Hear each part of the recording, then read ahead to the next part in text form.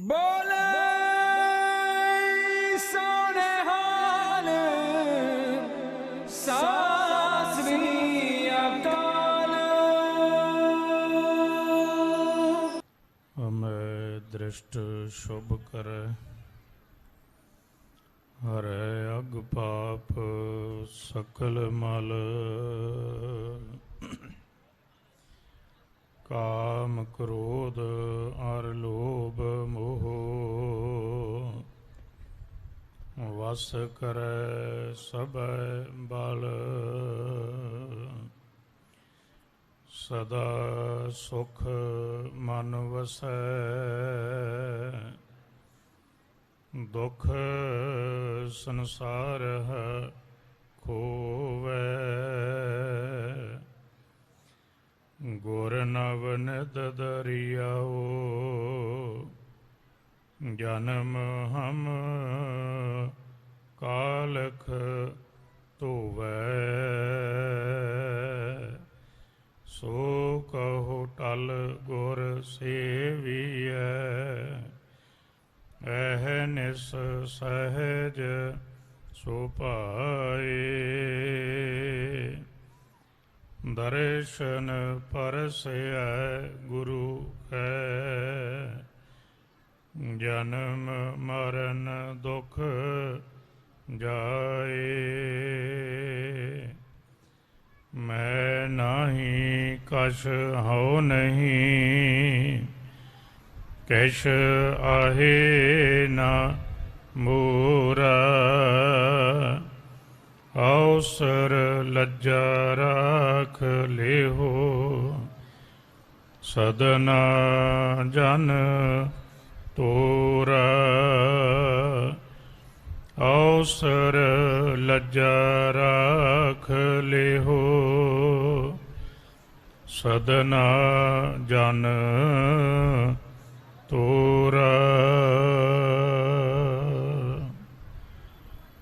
वालिए कुल आलम मेहर अमत ते साईं बख्शिशां दे भंडार गरीब नवाज सतगुरु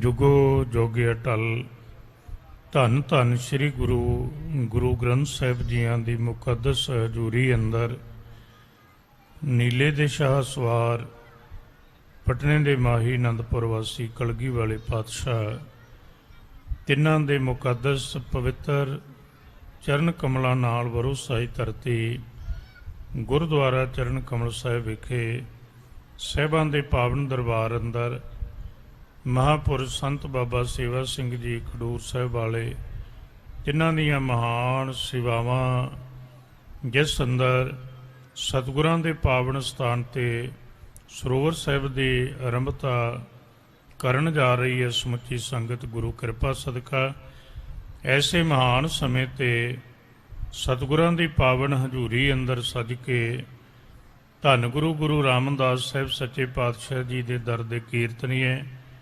सत्कारयोग भाई साहब भाई गुरदेव सिंह जी कुहाड़का इन्हां पासों तुरकी बाणी दे कीर्तन का आनंद आप जी ने माणिया है जी।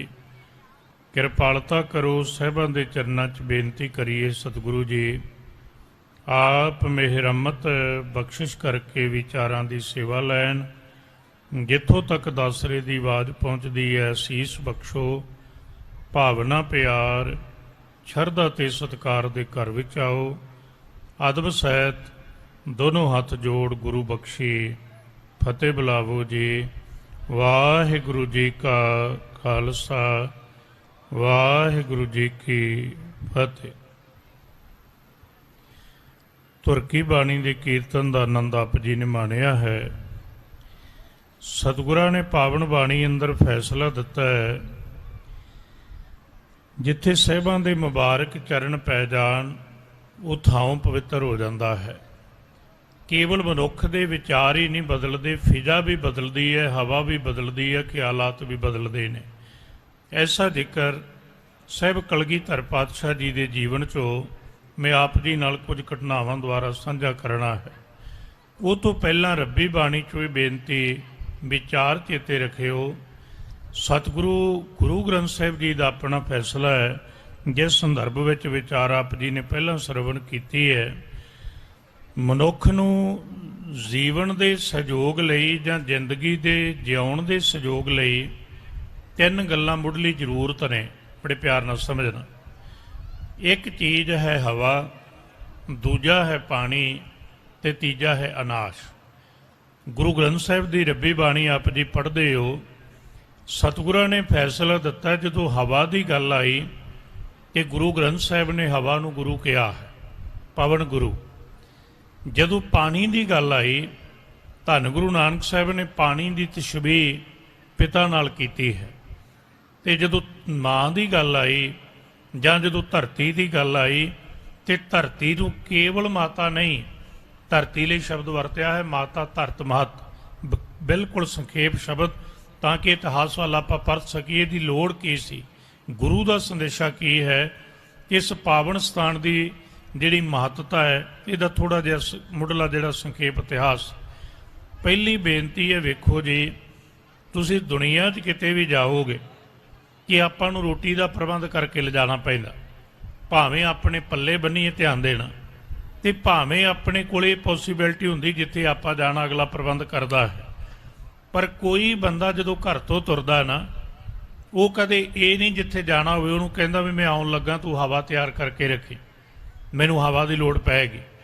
ਤੁਸੀਂ ਦੇਸ਼ ਜਾਓ, ਵਿਦੇਸ਼ ਜਾਓ, ਵੇਖੋ ਬੰਦਾ ਸਫ਼ਰ ਕਰੇ, ਜਿੱਥੇ ਮਰਜ਼ੀ ਜਾ ਕੇ ਉਤਰੀਏ, ਜਾਂਦਿਆਂ ਰੱਬ ਦੀ ਦਿੱਤੀ ਹੋਈ ਹਵਾ ਮੌਜੂਦ ਹੈ। ਜਿਹੜੀ ਸਭ ਤੋਂ ਕੀਮਤੀ ਚੀਜ਼ ਹੈ ਜ਼ਿੰਦਗੀ ਦੇ ਸਹਿਯੋਗ ਲਈ, ਜੀਵਨ ਦੇ ਸਹਿਯੋਗ ਲਈ, ਉਹਨੂੰ ਗੁਰੂ ਨਾਨਕ ਸਾਹਿਬ ਜੀ ਨੇ ਹਵਾ ਕਿਹਾ ਹੈ।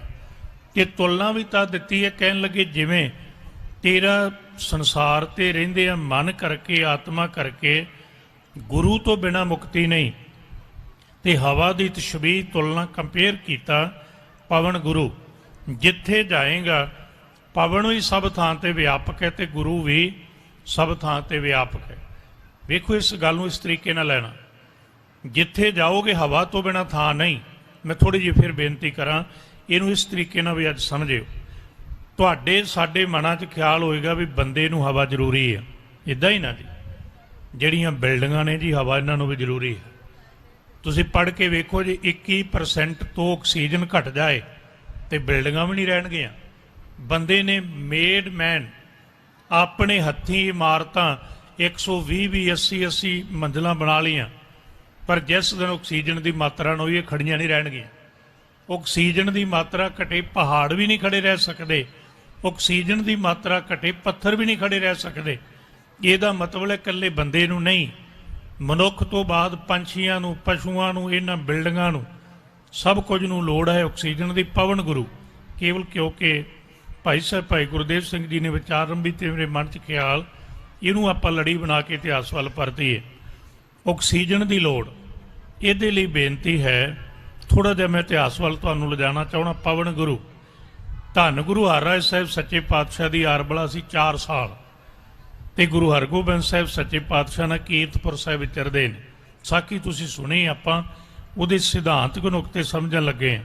ਪਵਨ ਗੁਰੂ ਤੇ ਲਿਆ ਕੇ ਸੱਚੇ ਪਾਤਸ਼ਾਹ ਦਾ ਚੋਗਾ ਫੁੱਲ ਨਾਲ ਲੱਗਾ, ਬੂਟੇ ਨਾਲ ਲੱਗਾ, ਫੁੱਲ ਡਿੱਗਿਆ, ਤੇ ਪੀਰੀ ਮੀਰੀ ਦੇ ਮਾਲਕ ਨੇ ਸ਼ਬਦ ਕਹਿਣ ਲੱਗੇ, ਜਿੰਨਾ ਚੋਗਾ ਵੱਡਾ ਹੋਵੇ ਉਹਨਾਂ ਸੰਭਲ ਕੇ ਚੱਲਣਾ ਚਾਹੀਦਾ। ਤੇ ਮੈਂ ਖਿਆਲ ਕਰਨਾ, ਗੁਰੂ ਹਰਿਰਾਏ ਸਾਹਿਬ ਨੇ ਬਚਨ ਕਹੇ, ਸਤਿਗੁਰੂ ਕੀ ਫਿਰ ਚੋਲਾ ਨਹੀਂ ਪਹਿਨਣਾ ਚਾਹੀਦਾ? ਕਹਿਣ ਲੱਗੇ ਪਹਿਨਣਾ ਚਾਹੀਦਾ। ਦੇਖੋ ਦੋਵਾਂ ਸਥਾਨਾਂ ਦੀ ਸੇਵਾ ਮਹਾਂਪੁਰਖਾਂ ਕੋਲ ਗਵਾਲੀਅਰ ਸਾਹਿਬ, ਗੁਰੂ ਹਰਗੋਬਿੰਦ ਸਾਹਿਬ ਨੇ ਦੁਨੀਆ ਨੂੰ ਦੱਸਿਆ। ਕਹਿਣ ਲੱਗੇ ਧਰਮ ਦਾ ਚੋਲਾ ਪਾ ਕੇ ਮੈਂ 2 ਗੱਲਾਂ ਜੋੜ ਲੱਗਾ, ਫਰੀਦਾ ਬੁਰੇ ਦਾ ਭਲਾ ਕਰ, ਤੇ ਪਵਨ ਗੁਰੂ ਪਾਣੀ ਪਿਤਾ ਮਾਤਾ ਧਰਤ ਮਹਤ। ਇਤਿਹਾਸ ਵੱਲ ਗੁਰੂ ਹਰਗੋਬਿੰਦ ਸਾਹਿਬ ਕਹਿਣ ਲੱਗੇ ਚੋਲਾ ਪਹਿਨਣਾ ਚਾਹੀਦਾ। ਤੇਰਾ ਚੋਲਾ ਇੰਨੀ ਅੰਦਰ ਨਿਮਰਤਾ, ਤੇ ਅੰਦਰ ਇੰਨੀ ਹਲੀਮੀ, ਅੰਦਰ ਇੰਨੀ ਨਿਰਵੈਰਤਾ ਹੋਵੇ, ਤੇਰਾ ਚੋਲਾ ਫੁੱਲ ਵੀ ਨਾ ਤੋੜੇ। ਫੁੱਲ ਤੋੜਨ ਦਾ ਅਰਥ ਹੁੰਦਾ ਕਿਸੇ ਦਾ ਅੰਦਰ ਤੋੜਨ। ਤੁਸੀਂ ਬਾਣੀ ਪੜ੍ਹਦੇ ਹੋ, ਬਾਬਾ ਫਰੀਦ ਸਾਹਿਬ ਨੇ ਬਚਨ ਰੰਭੇ ਸਲੋਕਾਂ ਦੇ, ਗੱਲ ਉੱਥੇ ਲਿਆਵਾਂਗੇ, ਧਿਆਨ ਦੇਣਾ। ਕਿੱਥੋਂ ਬਚਨ ਰੰਭੇ ਬਾਬਾ ਫਰੀਦ ਸਾਹਿਬ? ਉਹਨਾਂ ਨੇ ਕਿਹਾ ਫਰੀਦਾ ਜਿੱਤ ਦਿਹਾੜਾ ਧੰਨ ਵਰੀ ਸਾਹੇ ਲੈ ਲਿਖਾਏ। ਪਰ ਜਦੋਂ ਅਖੀਰਲੇ ਸਲੋਕ ਨੂੰ ਪੜ੍ਹੋਗੇ ਨਾ, ਤੇ ਉਹ ਸੂਫੀ ਫਕੀਰ ਨੇ ਕਿਹਾ ਬਾਕੀ ਸਭ ਕੁਝ ਭਾਵੇਂ ਤੋੜੀ, ਦੁਨੀਆ 'ਚ ਵਿਚਰਦਿਆਂ ਖਿਆਲ ਰੱਖੀ ਕਿਸੇ ਦਾ ਦਿਲ ਨਾ ਤੋੜੀ, क्योंकि रब दा अल्लाह दा वासा केवल हिरदे रूपी घर विच है। ये थां तोड़ दिता, इत्थों किसी दी जिन्हों आपां शब्द वरतदे बाद असीस लै लई तेरा भला नहीं होएगा।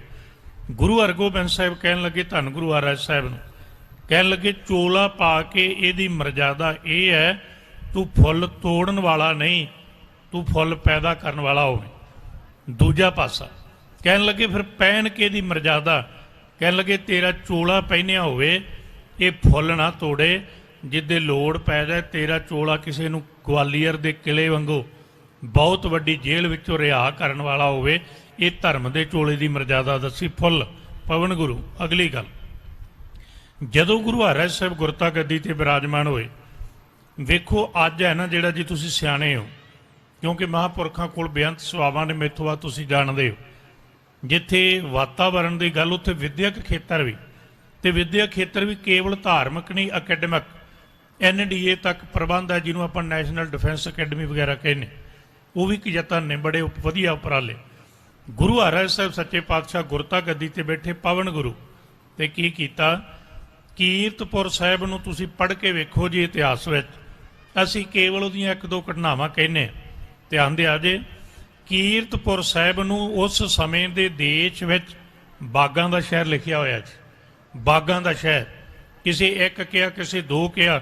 इस्लाम मत की जदों तुसीं ਸਾਹਿਤ नूं पढ़ोगे, ਉਹਦੇ ਵਿੱਚ ਲਿਖਿਆ 52 ਬਾਗ, 52 ਤਿਰਾਂ ਦੇ ਬਾਗ ਗੁਰੂ ਹਰਰਾਜ ਸਾਹਿਬ ਸੱਚੇ ਪਾਤਸ਼ਾਹ ਨੇ ਲਵਾਏ। ਇੱਕ ਫੁੱਲ ਟੁੱਟਿਆ, 52 ਬਾਗ ਲਵਾ ਦਿੱਤੇ।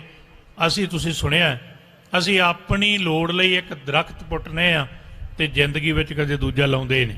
ਮੈਂ ਉੱਥੇ ਗੱਲ ਉਹ ਨਹੀਂ ਪਵਨ ਗੁਰੂ।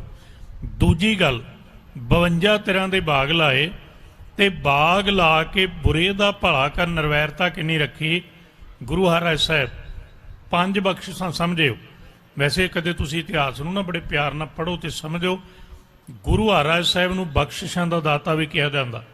ਉਹਨਾਂ ਨੇ 7 ਬਖਸ਼ਾਂ ਦਿੱਤੀਆਂ, ਜਿਹੜੀਆਂ ਸੁਥਰੇ ਸਾਂਝਾਂ ਨੂੰ ਦਿੱਤੀਆਂ, ਜਿਹੜੀਆਂ ਭਗਵਾਨ ਗਿਰ ਜਿਹੜੇ ਬੋਧ ਮਤ ਚੋਂ ਆਏ ਸਨ ਉਹਨਾਂ ਨੂੰ ਦਿੱਤੀਆਂ। 7 ਬਖਸ਼ਾਂ ਕੀਰਤਪੁਰ ਸਾਹਿਬ। ਪਰ 5 ਜਿਹੜੀਆਂ ਬਖਸ਼ਾਂ ਦੁਨੀਆ ਲਈ ਨਾ, ਪਹਿਲਾਂ ਬਾਗ ਲਵਾਏ, ਇੱਕ ਫੁੱਲ ਟੁੱਟਿਆ। ਦੂਜੀ ਗੱਲ, ਕੀਰਤਪੁਰ ਸਾਹਿਬ ਵੀ ਸੱਚੇ ਪਾਤਸ਼ਾਹ ਨੇ ਇੱਕ ਘਰ ਬਣਾਇਆ, ਉਹਦਾ ਨਾਂ ਰੱਖਿਆ ਸੀ ਨਿਆਸਰਿਆਂ ਦਾ ਆਸਰਾ। ਥੋੜੀ ਜਿਹੀ ਬੇਨਤੀ ਇਤਿਹਾਸ ਵਾਲਾ, ਆਪਣੇ ਇਤਿਹਾਸ ਨੂੰ ਵਾਚੋ ਕਦੇ ਪਵਨ ਗੁਰੂ ਤੇ ਗੱਲ ਲਿਆਉਣ ਲਈ। ਇੱਕ ਛੋਟੀ ਜਿਹੀ ਬੱਚੀ ਸੀ, ਜਨਮ ਹੋਇਆ ਤੇ ਕਿਸੇ ਨੇ ਉਸ ਸਮੇਂ ਵਿੱਚ ਇਹ ਤਰੀਕਾ ਸੀ, ਧੀ ਜੰਮੀ ਤੋਂ ਨੇ ਸੁੱਟ ਦਿੱਤੀ। ਸਿੱਖ ਲੰਘਦੇ ਜਾਂਦੇ ਸੀ, ਉਹਨਾਂ ਨੇ ਉਸ ਬੱਚੀ ਨੂੰ ਚੁੱਕਿਆ, ਕੀਰਤਪੁਰ ਸਾਹਿਬ ਆਏ, ਧੰਨ ਗੁਰੂ ਹਰਰਾਜ ਸਾਹਿਬ ਦੇ ਚਰਨਾਂ 'ਚ ਰੱਖ ਕੇ ਮੱਥਾ ਟੇਕਿਆ। ਸੱਚੇ ਪਾਤਸ਼ਾਹ ਨੇ ਪੁੱਛਿਆ, ਇਹ ਕਿਹਦੀ ਬੱਚੀ ਹੈ? ਇਹਨੂੰ ਕੱਪੜਾ ਵੀ ਨਹੀਂ ਨਸੀਬ ਹੋਇਆ। ਸਾਹਿਬ ਨੂੰ ਬੇਨਤੀ ਕੀਤੀ ਸੰਗਤ ਨੇ, ਸੱਚੇ ਪਾਤਸ਼ਾਹ ਲੰਘੇ ਜਾ ਰਹੇ ਸਾਂ, ਕਿਸੇ ਨੇ ਜਨਮ ਲੈਣ ਤੋਂ ਉਪਰੰਤ ਸੁੱਟ ਦਿੱਤਾ ਸੀ, ਵੇਖਿਆ ਇਹਦੇ ਕੁਝ ਸਾਹ ਬਾਕੀ ਸੀ, ਅਸੀਂ ਚੁੱਕ ਕੇ ਤੁਹਾਡੇ ਕੋਲ ਲੈ ਆਏ। ਇਹ ਗੁਰੂ ਹਰਰਾਜ ਸਾਹਿਬ ਨੇ ਨਾ ਜੀ, ਇਤਿਹਾਸ ਕਹਿੰਦਾ ਆਪਣਾ ਕੱਪੜਾ ਕਰਕੇ ਝੋਲੀ ਅੱਡ ਕੇ ਕਿਹਾ, ਇਹ ਸਾਡੀ ਧੀ ਨੂੰ ਸਾਡੀ ਝੋਲੀ 'ਚ ਪਾਓ। ਉਹਦਾ ਨਾਂ ਜੀ ਤੁਸੀਂ ਪੜ੍ਹ ਸਕਦੇ ਹੋ, ਰੂਪ ਕੌਰ। ਗੁਰੂ ਹਰਰਾਜ ਸਾਹਿਬ ਨੇ ਨਾਮ ਰੱਖਿਆ ਰੂਪ ਕੌਰ। ਇਤਿਹਾਸ ਨੇ ਉਹਨਾਂ ਨੂੰ ਗੁਰੂ ਹਰਰਾਜ ਸਾਹਿਬ ਦੀ ਪਾਲਤ ਪੁੱਤਰੀ ਕਿਹਾ। ਤੇ ਜਿਹੜਾ ਨਗਰ ਹੈ ਨਾ ਜੀ, ਮੈਂ ਨਾ ਭੁੱਲਦਾ ਹਾਂ, ਤੇ ਜਦੋਂ ਗੁਰੂ ਹਰਰਾਜ ਸਾਹਿਬ ਸੱਚੇ ਪਾਤਸ਼ਾਹ ਨੇ ਉਹਦੀ ਸ਼ਾਦੀ ਕੀਤੀ ਤੇ ਯਾਦ ਰੱਖਿਆ ਜੀ, ਹਾਂ ਖੇਮਕਰ ਨਗਰ ਹੈ ਜਿਹੜਾ ਪੱਟੀ ਇਲਾਕੇ 'ਚ, ਇਹ ਖੇਮਕਰ ਨਾਂ ਉਸ ਧੀ ਰੂਪ ਕੌਰ ਦੇ ਘਰ ਵਾਲੇ ਦਾ ਨਾਂ ਸੀ। ਉਹ ਤੋਂ ਬਾਅਦ 'ਚ ਇਹ ਨਗਰ ਬਣਦਾ ਹੈ। ਬਖਸ਼ਿਸ਼ਾਂ, ਪਹਿਲੀ ਬਖਸ਼ਿਸ਼ ਬਾਗ ਲਵਾਏ, ਨਿਆਸਰਿਆਂ ਦਾ ਆਸਰਾ ਘਰ ਬਣਾਇਆ। ਜਿਹੜਾ ਕਿਤੋਂ ਬੱਚਾ ਤੁਹਾਨੂੰ ਲੱਭੇ ਉਹਨੂੰ ਕੀਰਤਪੁਰ ਸਾਹਿਬ ਲੈ ਕੇ ਆਓ, ਉਹਨੂੰ ਪਾਲਿਆ ਜਾਏਗਾ, ਸੰਭਾਲਿਆ ਜਾਏਗਾ। ਤੇ ਬੀਬੀ ਰੂਪ ਕੌਰ ਨੇ ਵੱਡੀ ਹੋ ਕੇ ਇੰਨੀ ਬਾਣੀ ਲਿਖੀ, ਇਤਿਹਾਸ ਦਾ ਵੱਖਰਾ ਵਿਸ਼ਾ ਹੈ। ਪਟਿਆਲੇ ਦੀ ਵਿਰਾਸਤ ਵਿੱਚ ਰਾਜ ਵੀ ਕੁਝ ਟਾਈਮ ਉਸ ਘਰਾਣੇ ਨੇ ਕੀਤਾ। 2 ਹੋ ਗਈਆਂ। ਤੀਜੀ ਗੱਲ, ਗੁਰੂ ਹਰਰਾਜ ਸਾਹਿਬ ਸੱਚੇ ਪਾਤਸ਼ਾਹ ਨਿਰਵੈਰਤਾ ਕੈਸੀ ਹੈ, ਫਰੀਦਾ ਬੁਰੇ ਦਾ ਭਲਾ ਕਰ ਪਵਨ ਗੁਰੂ। ਕਿਉਂ? ਕਿਉਂਕਿ ਇੱਕ ਗੱਲ ਸਿੱਖੋ, ਯਾਦ ਰੱਖਿਓ, ਥੋੜ੍ਹਾ ਜਿਹਾ ਫਰਕ ਸਮਝਿਆ ਜੇ। 2 ਗੱਲਾਂ ਵਿੱਚ ਫਰਕ ਹੈ। ਦੁਨੀਆ ਕੁਦਰਤ ਦੀ ਪੂਜਾ ਸਿਖਾਉਂਦੀ ਹੈ। ਦਰਖਤਾਂ ਨੂੰ ਮੱਥਾ ਟੇਕਣ ਵਾਲਿਆਂ ਦੀਆਂ ਲੈਣਾ ਮਿਲ ਜਾਣਗੀਆਂ, ਪਰ ਦਰਖਤਾਂ ਨੂੰ ਪਾਣੀ ਪਾ ਕੇ ਸੰਭਾਲਣ ਵਾਲੇ ਵਿਰਲੇ ਬੰਦੇ ਹੁੰਦੇ। ਗੁਰੂ ਹਰਰਾਜ ਸਾਹਿਬ ਨੇ ਕਿਹਾ ਪੂਜਾ ਨਹੀਂ, ਇਹਦੀ ਸੰਭਾਲ ਕਰ। ਦਰਖਤ ਦੇ ਮੁੱਢੀ ਤੇਲ ਪਾ ਕੇ ਪੂਜਾ ਨਹੀਂ, ਇਹਨੂੰ ਪਾਣੀ ਪਾ ਕੇ ਇਹਦੇ 'ਤੇ ਹਰਿਆਵਲ ਆਏ, ਕਿਸੇ ਨੂੰ ਛਾਂ ਦੇਵੇ। ਤੀਜੀ ਗੱਲ, ਗੁਰੂ ਹਰਿਰਾਏ ਸਾਹਿਬ ਸੱਚੇ ਪਾਤਸ਼ਾਹ ਨੇ ਦਵਾਖਾਨੇ ਬਣਾਏ, ਸਫਾਖਾਨੇ ਬਣਾਏ। ਸ਼ਾਹਜਹਾਨ ਉਹਦਾ ਪੁੱਤਰ ਦਾਰਾ ਸ਼ਿਕੋ ਬਿਮਾਰ ਹੋਇਆ ਨਿਰਵੈਰਤਾ ਚੋਂ। ਪਵਨ ਗੁਰੂ ਤੋਂ ਗੱਲ ਆਰੰਭ ਹੋਈ ਤੇ ਜਦੋਂ ਸੱਚੇ ਪਾਤਸ਼ਾਹ ਦੇ ਦਵਾਖਾਨੇ ਵਿੱਚ ਸ਼ਾਹਜਹਾਨ ਦਾ ਪੁੱਤਰ ਬਿਮਾਰ ਹੋਇਆ, ਆਗਰੇ ਹੋਈ ਸੀ ਮੀਟਿੰਗ। ਉਹਨਾਂ ਨੇ ਕਿਹਾ, ਜਿਹੜੇ ਵੈਦ ਸੱਦੇ ਗਏ ਉਹਨਾਂ ਨੇ ਕਿਹਾ, ਕਹਿਣ ਲੱਗੇ ਆ ਚੀਜ਼ਾਂ ਸਾਨੂੰ ਚਾਹੀਦੀਆਂ, ਤੇਰਾ ਪੁੱਤਰ ਬਚ ਸਕਦਾ। ਤੇ ਉਹਨਾਂ ਨੇ ਕਿਹਾ, ਕਹਿਣ ਲੱਗੇ 2 ਦਵਾਈਆਂ ਜਿੱਥੋਂ ਮਿਲਣੀਆਂ ਨਾ ਉੱਥੋਂ ਤੈਨੂੰ ਮਿਲਣੀਆਂ ਨੇ। ਕਹਿਣ ਲੱਗੇ ਕਿਉਂ? 2 ਵੈਦ ਸਨ ਜੀ, ਇੱਕ ਦਾ ਨਾਂ ਸੀ ਵਲੀ ਹਸਨ, ਦੂਜੇ ਦਾ ਨਾਂ ਸੀ, ਪੜ੍ਹ ਸਕਦੇ ਹੋ, ਅੱਬੂ ਗੰਗੋਹੀ। ਅੱਬੂ ਗੰਗੋਹੀ ਵੈਦ ਸੀ ਉਸ ਸਮੇਂ ਸਰਕਾਰ ਦੇ ਘਰ ਵਿੱਚ, ਪਰ ਉਹਦਾ ਭਰੋਸਾ ਗੁਰੂ ਚਰਨਾਂ ਨਾਲ ਵੀ ਸੀ। ਕਹਿਣ ਲੱਗੇ ਜਦੋਂ ਅੱਬੂ ਗੰਗੋਹੀ ਨੇ ਕਿਹਾ, ਕਹਿਣ ਲੱਗਾ ਇਹ ਬੂਟੀਆਂ ਮਿਲਣਗੀਆਂ ਕੀਰਤਪੁਰ ਸਾਹਿਬ ਤੋਂ। 2 ਗੱਲਾਂ ਚੇਤੇ ਰੱਖਿਓ, ਇੱਕ ਤਾਂ ਉਸ ਸਮੇਂ ਦੇਸ਼ ਵਿੱਚ ਸਭ ਤੋਂ ਵੱਡਾ ਬਾਗਾਂ ਦਾ ਸ਼ਹਿਰ ਕੀਰਤਪੁਰ ਸਾਹਿਬ। ਦੂਜੀ ਗੱਲ ਸਾਧ ਸੰਗਤ ਜੀ ਪੜ੍ਹੇ ਲਿਖਿਓ, ਖਿਆਲ ਨਾਲ ਸੁਣਿਓ, ਜਦੋਂ ਇਹ ਫੈਸਲਾ ਹੋਇਆ ਦਵਾਈ ਮਿਲੇਗੀ ਕਿੱਥੋਂ, ਕਹਿਣ ਲੱਗੇ ਦਵਾਈ ਮਿਲੇਗੀ ਕੀਰਤਪੁਰ ਸਾਹਿਬ ਤੋਂ। ਸ਼ਾਹਜਹਾਨ ਨਿਰਾਸ਼ ਹੋ ਗਿਆ, ਕਹਿਣ ਲੱਗਾ ਜੇ ਕੀਰਤਪੁਰ ਸਾਹਿਬ ਤੋਂ ਦਵਾਈ ਮਿਲਣੀ ਨਾ ਫਿਰ ਮੇਰਾ ਪੁੱਤਰ ਨਹੀਂ ਬਚ ਸਕਦਾ। ਅੱਬੂ ਗੰਗੋਹੀ ਵੈਦ ਕਹਿੰਦਾ ਕਿਉਂ? ਸ਼ਾਹਜਹਾਨ ਕਹਿੰਦਾ ਜਿਹਦੋਂ ਦਵਾਈ ਮਿਲਣੀ ਹੈ ਉਹਦੇ ਦਾਦੇ ਨਾਲ ਗੁਰੂ ਹਰਗੋਬਿੰਦ ਸਾਹਿਬ ਨਾਲ ਅਸੀਂ ਜੰਗ ਕਰਦੇ ਰਹੇ ਹਾਂ। ਵੇਖੋ ਗੁਰੂ ਦਰ ਦੀ ਨਿਰਵੈਰਤਾ। ਅੱਜ ਮੈਨੂੰ ਕੋਈ 2 ਸ਼ਬਦ ਕਹਿ ਦੇ ਨਾ ਤੇ ਬੰਦਾ ਅਰਥੀ ਤੱਕ ਜਾਂਦੇ ਛੱਡਦਾ ਨਹੀਂ, ਉਹਨੇ ਮੈਨੂੰ ਇਹ ਸ਼ਬਦ ਕਹਿ। ਇੱਕ ਨੁਕਤਾ ਹੈ ਵੈਸੇ, ਜੇ ਜ਼ਿੰਦਗੀ ਨੂੰ ਸੁਖੀ ਬਣਾਉਣਾ, ਇਹ ਸ਼ਲੋਕ ਕੇਵਲ ਪੜ੍ਹਨ ਮਤ ਨਾ ਰਹਿ, ਫਰੀਦਾ ਬੁਰੇ ਦਾ ਭਲਾ ਕਰ। ਅਸੀਂ ਸਿੱਖੀ ਵਿੱਚ ਜਿਉਣ ਵਾਲੇ ਹਾਂ। ਸੱਚੇ ਪਾਤਸ਼ਾਹ ਨੇ ਕਿਹਾ ਕੋਈ ਬੁਰਾ ਕਰਦਾ ਹੈ, ਜੇ ਤੂੰ ਵੀ ਬੁਰਾ ਕਰੇਗਾ ਫਿਰ ਧਰਮ ਤੇ ਧਰਮੀ 'ਚ ਫਰਕ ਕੀ ਹੋਇਆ? ਅੱਗੇ ਜਾ ਕੇ ਸਮਝਾਂਗੇ। ਫਾਇਦਾ ਕੀ ਹੋਏਗਾ? ਗੁੱਸਾ ਮਨ ਨਾ ਹੰਢਾਏ। ਗੱਲ ਉੱਥੇ ਲਿਆਂਗੇ ਇਤਿਹਾਸ ਤੇ, ਗੁੱਸਾ ਮਨ ਨਾ ਹੰਢਾਏ। ਇਹ ਤੋਂ ਇੱਕ ਨੁਕਤਾ ਲਿਆ ਜੇ, ਸਭ ਤੋਂ ਵੱਧ 5 ਵਿਕਾਰਾਂ ਚੋਂ ਜੀ ਮਨ ਵਿੱਚ ਕ੍ਰੋਧ ਹੁੰਦਾ ਤੇ ਦਿਮਾਗ ਵਿੱਚ ਗੁੱਸਾ ਹੁੰਦਾ। ਇਹਨੂੰ ਐਂ ਸਮਝਣਾ, ਜਦੋਂ ਮਨ 'ਚ ਕ੍ਰੋਧ ਹੋਏਗਾ ਤੇ ਦਿਮਾਗ ਨੂੰ ਗੁੱਸਾ ਚੜ੍ਹੇਗਾ। ਗੁੱਸਾ ਐਡਾ ਖਤਰਨਾਕ ਹੈ, ਕੁਝ ਸੈਂਕੜਾਂ ਲਈ ਬੰਦੇ ਦੇ ਦਿਮਾਗ ਨੂੰ ਬਿਲਕੁਲ ਡੈੱਡ ਕਰਦਾ, ਜਿਹਨੂੰ ਡਾਕਟਰੀ ਮੈਡੀਕਲੀ ਲੈਣ ਵਿੱਚ ਆਪਾਂ ਕਹਿ ਸਕਦੇ ਹਾਂ ਜਿੰਨੇ ਵੀ ਬ੍ਰੇਨ ਦੇ ਸੈੱਲ ਨੇ ਉਹ ਬਰਨ ਹੋ ਜਾਂਦੇ ਆ। ਤੁਸੀਂ ਵੇਖੋ, ਸ਼ਰਾਬੀ ਬੰਦਾ ਦੂਜੇ ਦੇ ਲੱਫੜ ਮਾਰੇਗਾ, ਦੂਜੇ ਦੇ ਕੱਪੜੇ ਫਾੜੇਗਾ। ਜਦੋਂ ਕੋਈ ਅੱਤ ਦਾ ਗੁੱਸਾ ਹੋਵੇ ਬੰਦਾ ਆਪਣੇ ਕੱਪੜੇ ਫਾੜ ਦਿੰਦਾ। ਇਹਦਾ ਮਤਲਬ ਗੁੱਸਾ ਦੂਜੇ ਲਈ ਨਹੀਂ, ਆਪਣੇ ਲਈ ਸਭ ਤੋਂ ਵੱਧ ਖਤਰਨਾਕ। ਇਸ ਦਿਮਾਗ ਦੀ ਰਿਕਵਰੀ ਕਰਨ ਲਈ, ਇਹਨੂੰ ਬ੍ਰੇਨ ਦੀ ਰਿਕਵਰੀ ਕਰਨ ਲਈ ਫਿਰ ਕਿੰਨਾ ਟਾਈਮ ਲੱਗਦਾ। ਤੇ ਬਾਬਾ ਫਰੀਦ ਸਾਹਿਬ ਕਹਿੰਦੇ ਭਲਿਆਂ ਨੂੰ ਦੂਰ ਕਰ, ਗੁੱਸਾ ਮਨ ਨਾ ਹੰਢਾਏ। ਮਿਲੇਗਾ ਕੀ? ਅੱਜ ਅਸੀਂ ਜਿੰਨੀ ਕਮਾਈ ਕਰਦੇ ਆ ਨਾ, ਸਿਆਣੇ ਬੰਦੇ ਦਸਵੰਧ ਕੱਢਦੇ ਨੇ ਸੇਵਾਵਾਂ ਵਿੱਚ, ਵਰਨਾ ਸਾਡੀ ਕਮਾਈ ਬਹੁਤੀ ਡਾਕਟਰਾਂ ਤੇ ਜਾਂਦੀ ਹੈ। ਸੱਚ ਹੈ ਜੀ।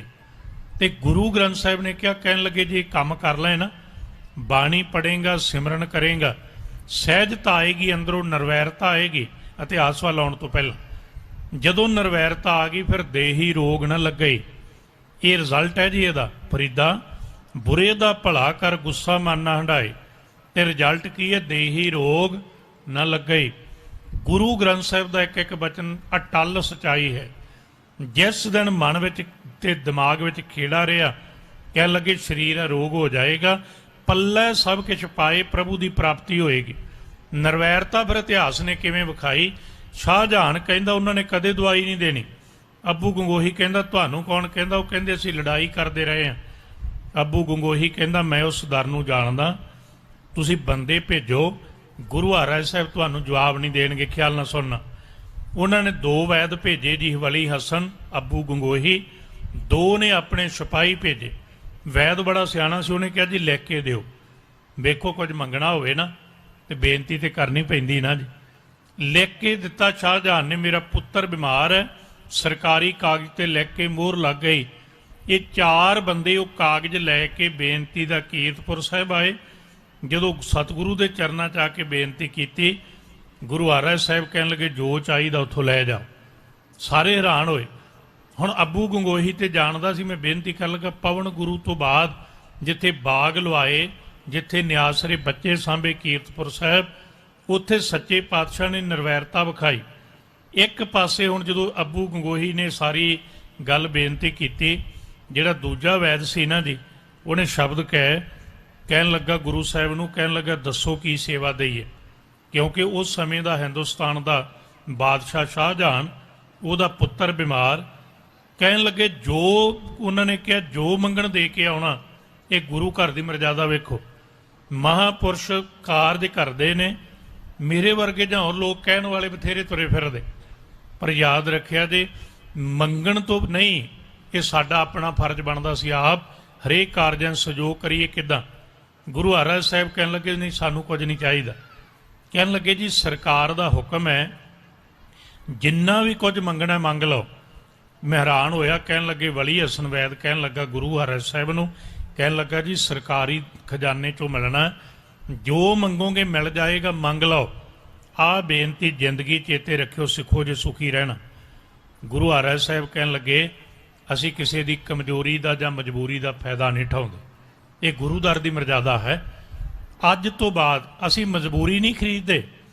ते वली हसन कहन लगा जी किदां कहन लगे असी 1 रुपया भी नहीं लैन लगे कोई टका भी नहीं लैन लगे तुहानू जो चाहिए लै जाओ ये दवाई लगाए शाहजहान का पुत्र दारा शिकोह बचिया वो तो बाद इतिहास पढ़ के वेखो दारा शिकोह पक्के तौर पर गुरु घर का श्रद्धालु होया मजबूरी नहीं खरीदनी सेवा करनी है पवन गुरु इत्थे मैं एक छोटी जी कहानी कहाँ तुहानू जिंदगी कुछ समझ आ जाए आपां कुछ जिंदगी नूं बदलीए की इहदा अर्थ की है मजबूरी खरीदना कहंदे एक वारी बंदा सी कोई उन्हें ऊँट खरीदिया कहानी छोटी जी साखी दे नाल वेखो अपना जिहड़ा गुरु ग्रंथ साहिब की बाणी ये बेस है आधार है इतिहास नूं नाल आपां समझदे कहानी भी समझे कहंदे एक बंदा ऊँट उन्हें खरीदिया जी 800 रुपये का तो वो मजबूरी बन गई बच्चा बीमार हो गया मजबूरी खरीदना की हुंदा असी करते हैं कई बार दुनिया च इदां जी धार्मिक बंदे भी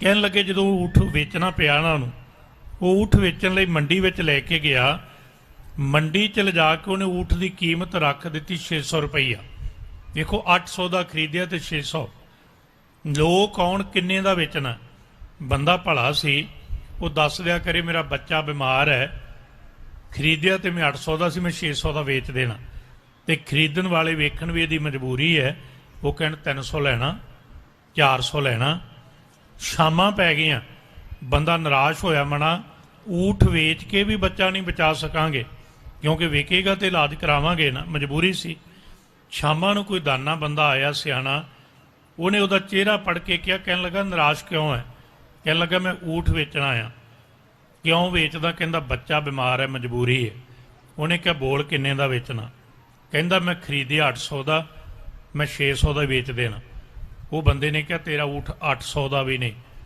कहन लगा होर किन्ने दा कहंदा तेरा ऊँट 1000 रुपये का कहन लगा 800 का तू खरीदिया सी किन्ने महीने पालिया 1000 का हो गया ऊँट वाले दे अंदर हौसला बनया कहंदा हाँ वाकई अज की कीमत 1000 है पर मैं तो 800 का खरीद के भी 600 का वेचना चाहना मैं मजबूरी विच वेचदा तो कहंदे खरीदण वाले ने 1000 रुपया दिता कहन लगा ऊँट 1000 का मैं 1000 ही देंगा वो कहंदा लोकी 600 भी देण नूं तैयार नहीं मैं 800 मंगदा तू 1000 क्यों दिना खरीदण वाले ने कहा कहंदा मैं मंडी में ऊँट खरीदण आया तेरी मजबूरी नहीं खरीदण आया जिंदगी च कोई काम करो भावें तुहानूं कुछ खरीदना पै जे जिंदगी च तरक्की करनी तो सुखी रहना ना किसी की मजबूरी ना खरीदियो घट्टो घट जे पता है चीज़ इन्ने दी उन्ने दी खरीदियो ये किहने सिखाया जी सानूं गुरु हरराज साहब ने कहा वैद नूं कहंदे असीं मजबूरी नहीं खरीदनी बादशाह का पुत्र बीमार है उस समय जिन्नी मर्जी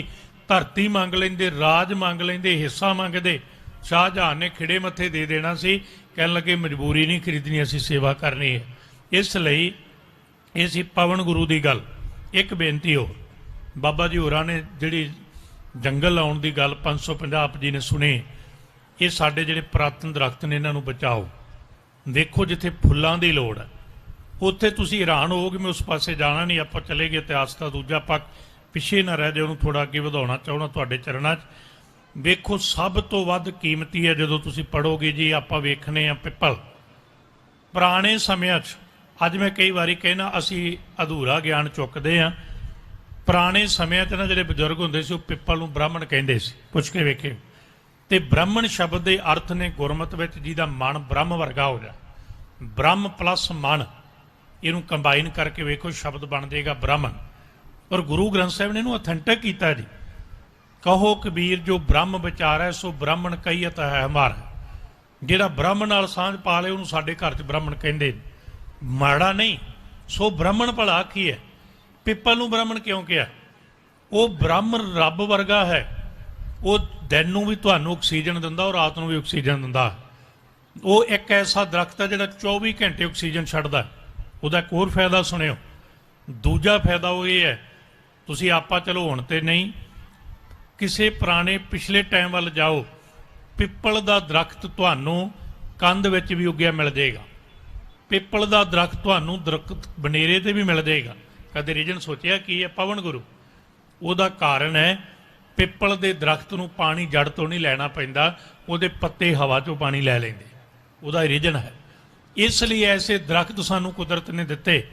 ਤੇ ਮੈਂ ਕੱਲ ਵੀ ਇੱਕ ਥਾਂ ਬੇਨਤੀ ਕੀਤੀ ਸੀ, ਫਿਰ ਸੁਣਿਆ ਦੇ, ਮੈਂ ਆਪਣੇ ਤੇ ਗੱਲ ਆ ਕੇ ਕਵਾਂ, ਮੈਂ ਆਪਣੇ ਟੱਬਰ ਲਈ, ਬੱਚਿਆਂ ਲਈ ਕਰੋੜਾਂ ਰੁਪਈਆ ਜੋੜਦੇ ਆ। ਮੈਂ ਕਰੋੜਾਂ ਕਮਾ ਕੇ ਵੀ ਉਹਨਾਂ ਨੂੰ ਕੱਖ ਨਹੀਂ ਦਿੱਤਾ ਜੇ ਉਹਨਾਂ ਨੂੰ ਤੰਦਰੁਸਤੀ ਵਾਲੇ ਰਾਹ ਨਹੀਂ ਤੋਰੇ। ਜੇ ਕੇਵਲ ਵਾਤਾਵਰਣ ਲਈ ਮੈਂ ਕੁਝ ਕਰ ਦਿੱਤਾ ਤੇ ਮੈਂ ਸਮਾਜ ਲਈ ਵੀ ਕੁਝ ਕੀਤਾ, ਤੇ ਅੱਜ ਕਿੰਨਾ ਸੌਖਾ ਅਸੀਂ ਕਰ ਸਕਦੇ ਹਾਂ। ਸਭ ਤੋਂ ਮੁੱਢਲੀ ਲੋੜ ਹੈ ਹਵਾ। ਜਿੱਥੋਂ ਆਪਾਂ ਗੱਲ ਰੰਭੀ, ਤੁਸੀਂ ਸਫ਼ਰ ਕਰੋਗੇ, ਰੋਟੀ 2 ਦਿਨ ਨਾ ਮਿਲੇ ਬੰਦਾ ਸਾਰ ਲਏਗਾ, ਕੁਝ ਨਹੀਂ ਹੁੰਦਾ। ਪਾਣੀ ਕੁਝ ਘੰਟੇ ਨਾ ਮਿਲੇ ਸਰ ਜਾਏਗਾ, ਕਿ ਹਵਾ ਕੁਝ ਘੰਟੇ ਨਾ ਮਿਲੇ ਸਰ ਜਾਏਗਾ। ਤੇ ਰੱਬ ਨੇ ਇਹਦਾ ਮੁੱਲ ਨਹੀਂ ਰੱਖਿਆ, ਬੰਦੇ ਨੇ ਪਾ ਦਿੱਤੇ ਮੁੱਲ। ਜਿਹੜੀਆਂ 2 ਚੀਜ਼ਾਂ ਬੰਦੇ ਲਈ ਬਹੁਤ ਆਪਾਂ ਕਹੀਏ ਕੰਪਲਸਰੀ ਨੇ, ਜ਼ਰੂਰੀ ਨੇ, ਉਹ ਸਤਿਗੁਰੂ ਨੇ ਜਾਂ ਪ੍ਰਭੂ ਨੇ ਕਿਰਪਾ ਕਰਕੇ ਖੁੱਲੀਆਂ ਦਿੱਤੀਆਂ। ਹਵਾ ਖੁੱਲੇ ਰੂਪ 'ਚ ਦਿੱਤੀ, ਪਾਣੀ ਉਹਨੇ ਖੁੱਲੇ ਰੂਪ 'ਚ ਦਿੱਤਾ, ਭਾਵੇਂ ਧਰਤੀ ਭਾਵੇਂ ਸਮੁੰਦਰਾਂ ਅੰਦਰ। ਤੇ ਸਤਿਗੁਰੂ ਨੇ ਬਚਨ ਕਹਿਣ ਲੱਗੇ ਇਹਨੂੰ ਸੰਭਾਲ। ਇਸ ਲਈ ਇਹ ਬੇਨਤੀ ਇੰਨੀ ਕੁ ਨਾਲ ਜੋੜੀ, ਪਵਨ ਗੁਰੂ, ਹਵਾ ਨੂੰ ਗੁਰੂ ਰੂਪ ਜਾਣੋ। ਇਹ ਸਾਡੀ ਜ਼ਿੰਦਗੀ ਦੇ ਜੀਵਨ ਦੀ ਮੁੱਢਲੀ ਲੋੜ ਹੈ।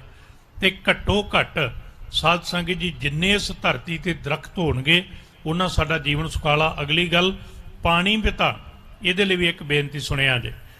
ਗੁਰੂ ਹਰਿਰਾਏ ਸਾਹਿਬ ਨੇ ਸਿਖਾਇਆ, ਕਹਿਣ ਲੱਗੇ ਜਿਹੜੀ ਕੁਦਰਤ ਹੈ ਨਾ, ਕਾਦਰ ਦੀ, ਰੱਬ ਦੀ ਬਣਾਈ, ਇਹਦੀ ਸੰਭਾਲ ਕਰ।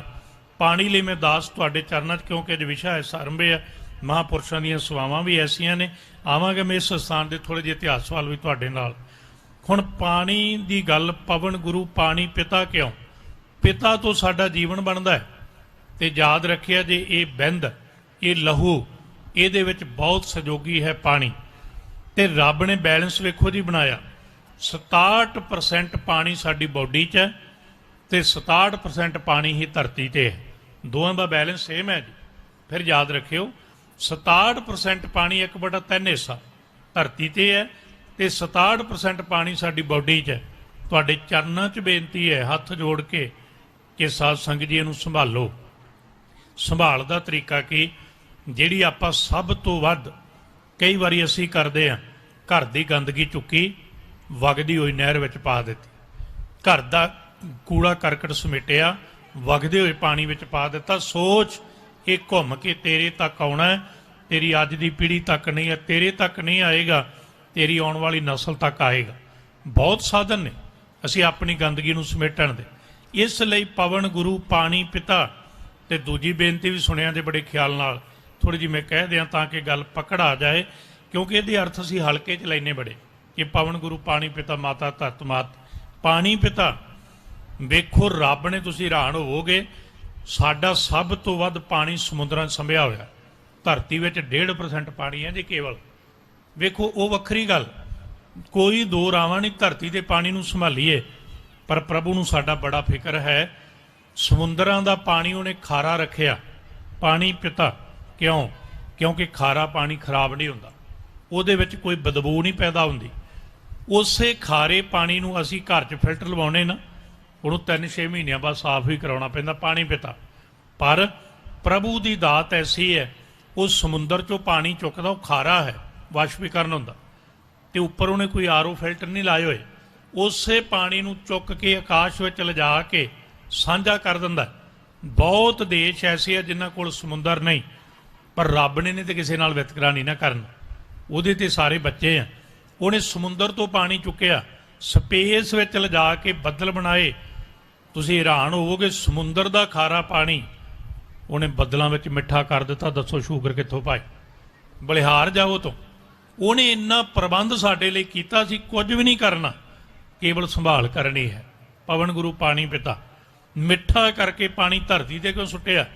ਉਹ ਸਟੋਰਜ ਹੁੰਦਾ ਧਰਤੀ ਵਿੱਚ ਜਾ ਕੇ, ਪਰਤ ਕੇ ਉਹਨੂੰ ਅਸੀਂ ਕੱਢ ਕੇ ਵਰਤਦੇ, ਇਹ ਉਹਦਾ ਨਿਯਮ ਹੈ।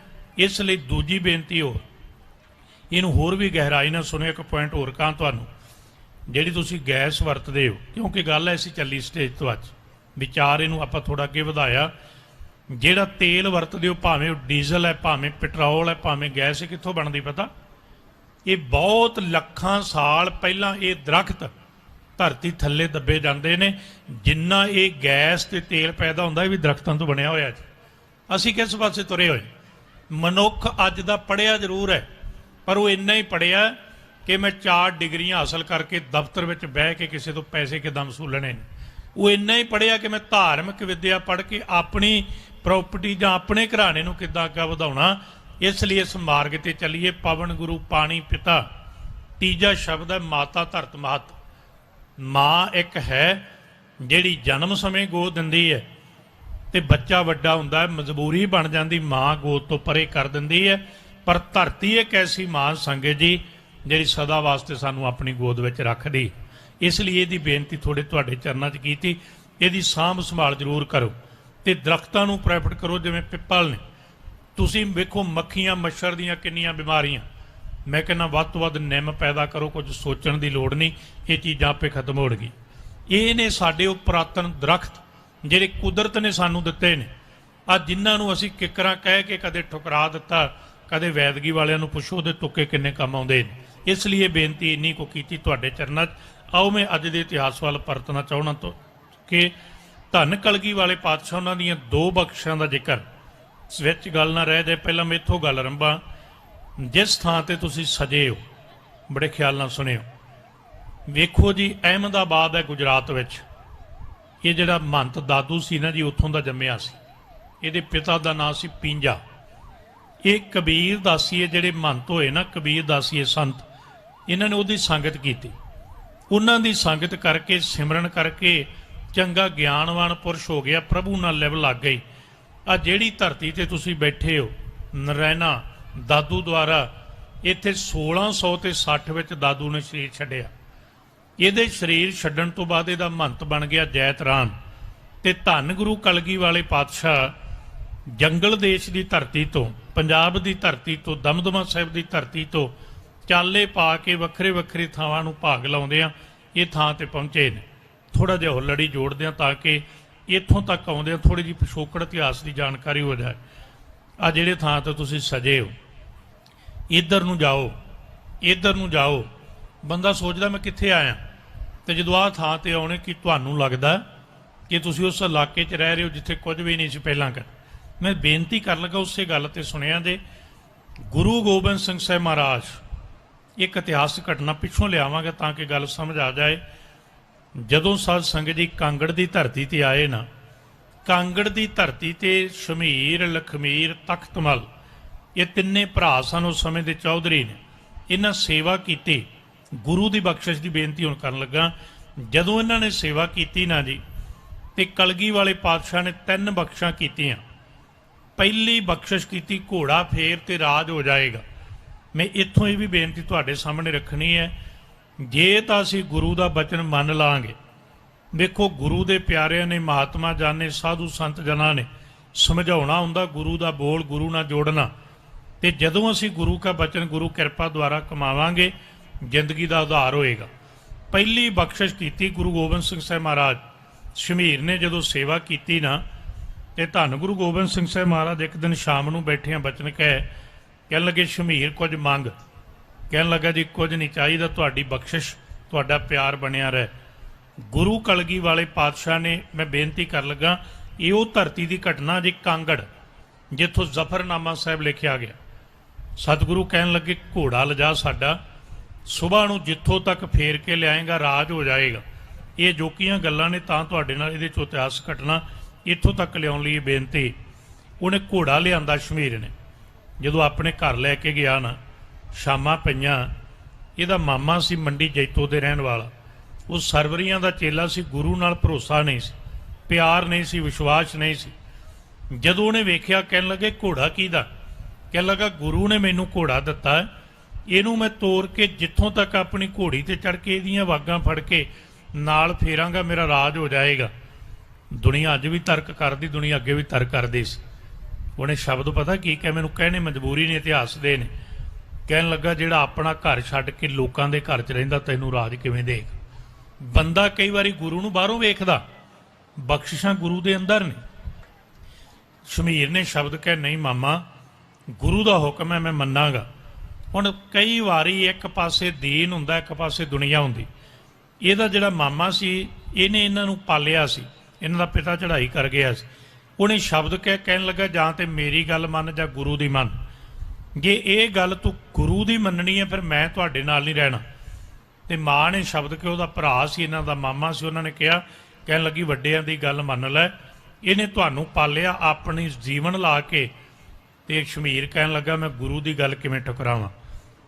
ਪਤਾ ਫਿਰ ਸਮਝੌਤਾ ਕਿਹੜੀ ਗੱਲ ਤੇ ਹੋਇਆ। ਇਸ ਗੱਲ ਤੇ ਫੈਸਲਾ ਹੋ ਗਿਆ ਵੀ ਨੇਰੇ ਨੇਰੇ ਘੋੜਾ ਜਿੱਥੋਂ ਤੱਕ ਫੇਰਿਆ ਜਾਏਗਾ ਉਹਨਾਂ ਫੇਰ ਕੇ ਲੈ ਆਓ, ਲੋਕ ਮਖੌਲ ਕਰਨਗੇ। ਪਹਿਲੀ ਗੱਲ, ਜਦੋਂ ਅੰਮ੍ਰਿਤ ਵੇਲਾ ਹੋਇਆ ਸ਼ਮੀਰ ਆਪਣੀ ਘੋੜੀ ਤੇ ਚੜ੍ਹਿਆ, ਗੁਰੂ ਸਾਹਿਬ ਦੇ ਘੋੜੇ ਦੀਆਂ ਵਾਗਾਂ ਫੜੀਆਂ, ਬਹੁਤ ਨੇੜਿਓਂ ਘੋੜਾ ਫੇਰ ਕੇ ਨਾ ਸ਼ਮੀਰ ਕਲਗੀ ਵਾਲੇ ਪਾਤਸ਼ਾਹ ਦੇਸ਼ੂ ਤਰਖਾਨ ਦੇ ਚੁਬਾਰੇ 'ਚ ਬੈਠੇ ਨੇ, ਜਿੱਥੋਂ ਜਫਰਨਾਮਾ ਸਾਹਿਬ ਲਿਖਿਆ ਸੀ। ਜਦੋਂ ਘੋੜਾ ਲੈ ਕੇ ਗਿਆ ਨਾ ਤੇ ਸਤਿਗੁਰੂ ਕਹਿੰਦੇ ਸ਼ਮੀਰ ਬੜੀ ਨੇੜਿਓਂ ਮੁੜਿਆ ਆ। ਕਹਿਣ ਲੱਗਾ ਸੱਚੇ ਪਾਤਸ਼ਾਹ ਤੁਸੀਂ ਜਾਣਦੇ ਹੀ ਹੋ। ਕਹਿਣ ਲੱਗੇ ਵਿਸ਼ਵਾਸ ਨਹੀਂ ਨਾ ਆਇਆ। ਚਲੋ ਜਿੰਨਾ ਭਰੋਸਾ ਕੀਤਾ ਉਨੀ ਦਾਤ ਮਿਲ ਜਾਏਗੀ। ਤੁਹਾਡੇ ਚਰਨਾਂ 'ਚ ਹੱਥ ਜੋੜ ਕੇ ਬੇਨਤੀ ਹੈ, ਇਹ ਗੁਰੂ ਗ੍ਰੰਥ ਸਾਹਿਬ ਦੇ ਬਚਨ ਨੇ, ਤੁਹਾਡੇ ਮੇਰੇ ਸ਼ਬਦ ਨਹੀਂ। ਗੁਰੂ ਨੇ ਇਹ ਨਹੀਂ ਵੇਖਣਾ ਮੈਂ ਬਾਹਰੋਂ ਕਿੱਦਾਂ ਦਾ, ਦੁਨੀਆ ਵੇਖੋ ਮੇਰੇ ਕਰਮ ਵੇਖੇਗੀ, ਇਹ ਸੱਚਾਈ ਹੈ। ਮੈਂ ਕਰਦਾ ਕੀ ਹਾਂ, ਦੁਨੀਆ ਮੇਰੀ ਕਿਰਤ ਵੇਂਦੀ ਹੈ, ਗੁਰੂ ਮੇਰੀ ਨੀਅਤ ਵੇਖਦਾ ਹੈ। ਕਿਰਤ ਦੁਨੀਆ ਵੇਂਦੀ, ਸੰਸਾਰ ਵੇਂਦਾ, ਭਾਗ ਨੀਅਤ ਨੂੰ ਲੱਗਦੇ ਨੇ। ਸਾਹਿਬ ਕਹਿਣ ਲੱਗੇ ਚੱਲ ਜਿੰਨਾ ਕੋ ਭਰੋਸਾ ਸੀ, ਏਕ ਨਦਰ ਕਰ ਵੇਖਿਆ ਸਭ ਉੱਪਰ ਜੇਹਾ ਭਾਓ ਤੇਹਾ ਫਲ ਪਾਈ ਹੈ। ਪਹਿਲੀ ਘਟਨਾ ਹੋ ਗਈ। ਜਿੱਥੋਂ ਤੱਕ ਘੋੜਾ ਫੇਰਿਆ ਸੀ, ਪੈਪਸੂ ਜਦੋਂ ਸਟੇਟ ਰਹੀ ਹੈ ਨਾ 1947 ਤੋਂ ਪਹਿਲਾਂ, ਪੜ੍ਹ ਕੇ ਵੇਖੋ ਉਹਨੇ ਥਾਂ ਤੇ ਇਹਨਾਂ ਦਾ ਰਾਜ ਰਿਹਾ। ਅਗਲੀ ਗੱਲ, ਕੁਝ ਦਿਨ ਬੀਤੇ ਕਲਗੀ ਵਾਲੇ ਦੀ ਬਖਸ਼ਿਸ਼ ਥਾਂ ਤੇ ਇਤਿਹਾਸ ਵਿਚਾਰ ਲਿਆਉਣ ਲਈ ਮੈਂ ਤਾਂ ਥੋੜ੍ਹਾ ਜਿਹਾ ਪਿੱਛੋਂ ਗੱਲ ਆਰੰਭੀ। ਜਦੋਂ ਦੂਜੀ ਬਖਸ਼ਿਸ਼ ਕਰਨ ਲੱਗੇ ਨਾ, ਕੁਝ ਦਿਨਾਂ ਬਾਅਦ ਸ਼ਮੀਰ ਨੂੰ ਸਤਿਗੁਰੂ ਸੱਚੇ ਪਾਤਸ਼ਾਹ ਕੋਲ ਬੈਠੇ ਨੇ। ਕਲਗੀ ਵਾਲੇ ਪਾਤਸ਼ਾਹ ਪ੍ਰਸ਼ਾਦਾ ਪਾਣੀ ਛਕਦੇ ਸੀ ਤੇ ਸ਼ਮੀਰ ਦੇ ਮਨ 'ਚ ਭਾਵਨਾ ਆ ਗਈ। ਹੁਣ ਸ਼ਰਧਾ ਤੇ ਰੱਖਦਾ ਸੀ ਪਰ ਘਰੋਂ ਕਈ ਵਾਰੀ ਠੁਕਰਾਇਆ ਜਾਂਦਾ ਸੀ। ਸ਼ਮੀਰ ਦੇ ਮਨ 'ਚ ਭਾਵਨਾ ਆਈ, ਗੁਰੂ ਸਾਹਿਬ ਪ੍ਰਸ਼ਾਦਾ ਛਕਦੇ ਹੈ, ਕਿੰਨਾ ਚੰਗਾ ਹੋਵੇ ਜੇ ਮੈਨੂੰ ਆਪਣਾ ਸੀਤ ਪ੍ਰਸ਼ਾਦ ਦੇ ਦੇਣ। ਤੇ ਕਲਗੀ ਵਾਲੇ ਪਾਤਸ਼ਾਹ ਨੇ ਨਾ ਪ੍ਰਸ਼ਾਦਾ ਛਕਦੇ ਆ, ਉੱਥੇ ਹੀ ਪ੍ਰਸ਼ਾਦਾ ਛਕਣਾ ਬੰਦ ਕਰਕੇ ਕਹਿਣ ਲੱਗੇ ਸ਼ਮੀਰ ਅਸੀਂ ਪ੍ਰਸ਼ਾਦਾ ਫਤਿਹ, ਇੱਕ ਪ੍ਰਸ਼ਾਦਾ ਬਚਿਆ ਸੀ, ਕਹਿਣ ਲੱਗੇ ਤੂੰ ਛਕ ਲੈ। ਹੁਣ ਭਾਵਨਾ ਪੂਰੀ ਹੋ ਗਈ ਨਾ, ਖੁਸ਼ ਹੋ ਗਿਆ। ਜਦੋਂ ਥਾਲਾ ਗੁਰੂ ਸਾਹਿਬ ਨੇ ਅੱਗੇ ਕੀਤਾ ਤੂੰ ਛਕ ਲੈ, ਤੇ ਕਈ ਵਾਰੀ ਹੁਣ ਸਾਡੇ ਆਪਣੇ ਸਭ ਦੇ ਮਨ 'ਚ ਲਾਲਚ ਹੁੰਦਾ, ਕੋਈ ਚੀਜ਼ ਆਪਾਂ ਨੂੰ ਦੇਵੇ ਨਾ ਤੇ ਚੀਜ਼ ਮਹਿੰਗੀ ਹੋਵੇ, ਬੱਚਾ ਕਹਿੰਦਾ, ਬੰਦਾ ਸੋਚਦਾ ਚੱਲ ਬੱਚਿਆਂ ਨੂੰ ਦੇ ਦਿਆਂ। ਇਹਨੇ ਛਕਿਆ ਨਾ, ਗੁਰੂ ਸਾਹਿਬ ਕਹਿੰਦੇ ਛਕ ਲੈ। ਕਹਿਣ ਲੱਗਾ ਜੀ ਮੈਂ ਘਰੇ ਨਾ ਲੈ ਜਾਵਾਂ, ਬੱਚੇ ਵੀ ਛਕ ਲੈਣਗੇ। ਮੈਂ ਕਈ ਵਾਰੀ ਬੇਨਤੀ ਕਰਦਾ, ਵੇਖੋ ਮਾੜੀ ਗੱਲ ਨਹੀਂ ਹੈ ਪਰ ਇਹਨੂੰ ਇਸ ਤਰੀਕੇ ਤੋਂ ਲੈਣਾ। ਬਖਸ਼ਿਸ਼ ਕਦੇ ਵੀ ਕੋਲੇ ਆ ਕੇ ਮਿਲਦੀ ਹੁੰਦੀ। ਪਿਛਲੇ ਦਿਨੀ ਇੱਕ ਸੱਜਣ ਨੇ ਮੈਨੂੰ ਵਿਦੇਸ਼ ਤੋਂ ਬੇਨਤੀ ਕੀਤੀ, ਕਹਿਣ ਲੱਗਾ ਜੀ ਅਸੀਂ ਆਨੰਦ ਕਾਰਜ ਘਰੇ ਕਿਉਂ ਨਾ ਕਰਾਈਏ, ਗੁਰਦੁਆਰੇ ਕਿਉਂ ਕਰਾਈਏ। ਕਿਉਂਕਿ ਅੱਜ ਦਾ ਪੜ੍ਹਿਆ ਲਿਖਿਆ ਬੰਦਾ ਕਹਿੰਦਾ ਮੈਨੂੰ ਰੀਜਨ ਚਾਹੀਦਾ, ਮੈਨੂੰ ਲੌਜਿਕ ਚਾਹੀਦਾ, ਮੈਨੂੰ ਤਸੱਲੀ ਚਾਹੀਦੀ। ਕਹਿੰਦਾ ਘਰੇ ਆਨੰਦ ਕਾਰਜ ਕਿਉਂ ਨਾ ਕਰੀਏ, ਗੁਰਦੁਆਰੇ ਕਿਉਂ ਕਰੀਏ। ਕਦੇ ਵੀ ਜੇ ਤੁਸੀਂ ਗੁਰਮੁਖ ਨੂੰ ਪਰਨਾਏ ਹੋ ਨਾ, ਕਦੇ ਵੀ ਆਨੰਦ ਕਾਰਜ ਲਈ ਗੁਰੂ ਗ੍ਰੰਥ ਸਾਹਿਬ ਦਾ ਸਰੂਪ ਘਰੇ ਨਹੀਂ ਲਿਆਓ। ਕਾਰਨ ਅਸੀਂ ਗੁਰੂ ਗ੍ਰੰਥ ਸਾਹਿਬ ਤੋਂ ਆਸ਼ੀਰਵਾਦ ਲੈਣਾ, ਤੇ ਕਦੇ ਆਸ਼ੀਰਵਾਦ ਲੈਣ ਵਾਲੇ ਨੂੰ ਕੋਲੇ ਨਹੀਂ ਸੱਦੀਦਾ, ਜਿਹਦੇ ਕੋਲੋਂ ਲੈਣਾ ਹੋਵੇ ਉਹਦੇ ਕੋਲੇ ਚੱਲ ਕੇ ਜਾਈਦਾ। ਇਹਦਾ ਕਾਰਨ ਇਹ ਹੈ, ਗੁਰੂ ਕੋਲੇ ਚੱਲ ਕੇ ਜਾਣਾ। ਇਸ ਲਈ ਸ਼ਮੀਰ ਨੇ, ਜਦੋਂ ਆਪਾਂ ਅੱਜ ਵੀ ਕਰਨੇ ਆ ਵੀ ਵੇਖੋ ਪ੍ਰਸ਼ਾਦ ਕੋਈ ਘਰ ਹੈ, ਮਜਬੂਰੀ ਲੈ ਕੇ ਮਾੜੀ ਗੱਲ ਨਹੀਂ, ਪਰ ਜਿੰਨਾ ਚਿਰ ਪੋਸੀਬਿਲਿਟੀ ਹੋਵੇ ਅਗਲੇ ਨੂੰ, ਘਰ ਦੇ ਮੈਂਬਰ ਨੂੰ ਕਹੋ ਵੀ ਮੈਂ ਮੱਥਾ ਟੇਕ ਆਇਆ, ਤੂੰ ਟੇਕ ਕੇ ਆ ਤੇ ਨਾਲੇ ਪ੍ਰਸ਼ਾਦ ਲੈ। ਅਸੀਂ ਘਰ ਬੈਠੇ ਨੂੰ ਕਹਿੰਦੇ ਤੂੰ ਰਹਿ ਘਰ ਤੇ ਮੈਂ ਲਿਆ ਕੇ ਦਿੰਦਾ ਪਤਾਸਾ ਤੈਨੂੰ। ਇਹਨੇ ਸ਼ਮੀਰ ਨੇ ਕਿਹਾ ਮੈਂ ਘਰ ਨਾ ਲੈ ਜਾਵਾਂ। ਗੁਰੂ ਸਾਹਿਬ ਕਹਿਣ ਲੱਗੇ ਸ਼ਮੀਰ ਪ੍ਰਸ਼ਾਦ ਤੈਨੂੰ ਦੇਤਾ, ਤੇਰੀ ਮਰਜ਼ੀ ਹੈ, ਚੰਗਾ ਹੁੰਦਾ ਇੱਥੇ ਛਕ ਲੈਂਦਾ। ਨਹੀਂ ਸੱਚੇ ਪਾਤਸ਼ਾਹ ਆਗਿਆ ਦਿਓ ਮੈਂ ਘਰ ਲੈ ਜਾ। ਕਹਿਣ ਲੱਗੇ ਕੋਈ ਗੱਲ। ਕਹਿੰਦੇ ਸ਼ਾਮਾਂ ਪੈ ਗਈਆਂ, ਇਹ ਪ੍ਰਸ਼ਾਦਾ ਗੁਰੂ ਸਾਹਿਬ ਦਾ ਸੀਤ ਪ੍ਰਸ਼ਾਦ ਘਰੇ ਲੱਗਿਆ ਤੇ ਰੱਬ ਦੀ ਖੇਡ ਜਦੋਂ ਘਰੇ ਲੈ ਗਿਆ, ਘਰ ਜਾਂਦੇ ਨੂੰ ਮਾਮਾ ਫੇਰ ਮੋਰੇ। ਇਹਨੇ ਸਾਰਿਆਂ ਨੂੰ ਆਵਾਜ਼ ਮਾਰ ਲਈ, ਪਰਿਵਾਰ ਵਾਲਿਆਂ ਨੂੰ, ਕਹਿਣ ਲੱਗਾ ਗੁਰੂ ਦਾ ਪ੍ਰਸ਼ਾਦ ਆ, ਲੈ ਲਓ। ਇਹਨੇ ਮਾਮੇ ਨੇ ਪੁੱਛਿਆ ਕੀ ਵੰਡਦਾ, ਕਹਿਣ ਲੱਗਾ ਗੁਰੂ ਦਾ ਸੀਤ ਪ੍ਰਸ਼ਾਦ। ਉਹ ਸੀ ਬੰਦਾ ਗੁਰੂ ਤੇ ਨਿੰਦਿਆ ਕਰਨ ਵਾਲਾ, ਨਾ ਭਰੋਸਾ ਕਰਨ ਵਾਲਾ, ਤੇ ਕਹਿਣ ਲੱਗਾ ਜੇ ਇਹ ਪ੍ਰਸ਼ਾਦ ਪਰਿਵਾਰ ਨੂੰ ਵੰਡਣਾ ਹੈ, ਮੈਂ ਚੱਲਿਆ। ਆਪਾਂ ਅੱਗੇ ਵੀ ਗੱਲ ਕੀਤੀ, ਕਈ ਬੰਦਿਆਂ ਦਾ ਸੁਭਾਅ ਹੁੰਦਾ ਉਹ ਤੁਹਾਡੀ ਮਜਬੂਰੀ ਦਾ ਫਾਇਦਾ ਉਠਾਉਣਗੇ, ਜੇ ਤੂੰ ਐਂ ਕਰਨਾ ਤੇ ਮੈਂ ਨਹੀਂ ਬੋਲਣਾ ਤੇਰੇ ਨਾਲ। ਇਹ ਧਰਮ ਬੰਦੇ ਦੀ ਨਿਸ਼ਾਨੀ ਨਹੀਂ। ਕਹਿਣ ਲੱਗੂ ਉਹਨੇ ਕਿਹਾ ਮੈਂ ਚੱਲਿਆ। ਸ਼ਮੀਰ ਕਹਿੰਦਾ ਹੁਣ ਕੀ ਗੱਲ ਹੋਈ, ਕਹਿੰਦਾ ਮੈਂ ਨਹੀਂ ਇਹ ਵੰਡਣ ਦੇਣਾ, ਅਸੀਂ ਨਹੀਂ ਇਹ ਛਕਣਾ, ਕਿਉਂਕਿ ਇਸਲਾਮ ਨਾਲ ਉਹ ਸੰਬੰਧ ਰੱਖਦੇ ਸੀ। ਸ਼ਮੀਰ ਕਹਿੰਦਾ ਫਿਰ ਸੁੱਟਣ ਮੈਂ ਵੀ ਨਹੀਂ ਲੱਗਾ। ਕਹਿੰਦਾ ਇਹਨੂੰ ਸੁੱਟ ਦੇ। ਕਹਿਣ ਲੱਗਾ ਮੈਂ ਸੁੱਟਣ ਨਹੀਂ ਲੱਗਾ। ਕਹਿਣ ਲੱਗੇ ਸ਼ਮੀਰ ਨੇ ਨਾ ਭਰੇ ਹੋਏ ਮਨ ਨਾਲ ਉਹ ਪ੍ਰਸ਼ਾਦਾ ਜਿਹੜਾ ਗੁਰੂ ਸਾਹਿਬ ਤੋਂ ਲਿਆਂਦਾ ਸੀ ਨਾ ਛਕਣ ਲਈ, ਆਪਣੇ ਘਰ ਦੇ ਇੱਕ ਕੋਨੇ ਵਿੱਚ ਟੋਆ ਪੱਟ ਕੇ ਦੱਬ ਦਿੱਤਾ, ਭਰੇ ਹੋਏ ਮਨ ਨਾਲ। ਘਰ ਦੀ ਮਜਬੂਰੀ ਬਣ ਗਈ, ਮਾਮਾ ਜਾਏਗਾ, ਮਾਂ ਲੜੇਗੀ, ਇਹਨੇ ਪਾਲਿਆ ਸਾਡਾ ਵਡੇਰਾ ਹੈ। ਲਓ ਜੀ ਗੱਲ ਛੋਟੀ ਕਰੀ, ਅਗਲਾ ਦਿਨ ਆਇਆ, ਸ਼ਮੀਰ ਫਿਰ ਗਿਆ। ਹੁਣ ਗੁਰੂ ਨੂੰ ਕੌਣ ਭੁਲਾਵੇ, ਗੁਰੂ ਤੋਂ ਕੌਣ ਲੁਕੋਵੇ? ਕਲਗੀ ਵਾਲੇ ਪਾਤਸ਼ਾਹ ਨੇ ਪੁੱਛਿਆ ਸ਼ਮੀਰ ਪ੍ਰਸ਼ਾਦਾ ਛਕ ਲਿਆ ਸੀ? ਹੱਥ ਜੋੜ ਲਏ, ਕਹਿੰਦਾ ਸੱਚੇ ਪਾਤਸ਼ਾਹ ਤੁਸੀਂ ਜਾਣਦੇ ਹੋ।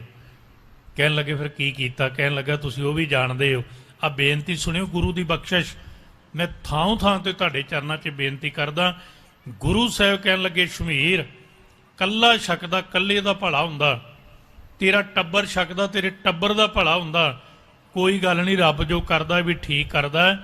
ਕਹਿਣ ਲੱਗੇ ਧਰਤੀ ਬਹੁਤ ਚਿਰ ਦੀ ਭੁੱਖੀ ਸੀ, ਤੂੰ ਇਹਦੇ ਵਿੱਚ ਪ੍ਰਸ਼ਾਦਾ ਦੱਬ ਕੇ ਇਹ ਧਰਤੀ ਨੂੰ ਭਾਗ ਲੱਗ ਗਿਆ, ਇਹ ਧਰਤੀ ਮਾਲ ਵਾਲੀ ਹੋ ਜਾਏਗੀ। ਕਾਂਗੜ ਦੀ ਧਰਤੀ ਤੇ ਬੈਠਿਆਂ ਗੁਰੂ ਗੋਬਿੰਦ ਸਿੰਘ ਸਾਹਿਬ ਮਹਾਰਾਜ ਨੇ ਜੰਗਲ ਦੇਸ਼ ਦਾ ਨਾਮ ਮਾਲਵਾਲਾ ਤੋਂ ਮਾਲਵਾ ਬਣਿਆ, ਮਾਲਵਾਲਾ ਰੱਖਿਆ, ਮਾਲ ਵਾਲੀ ਹੋ ਜਾਏਗੀ।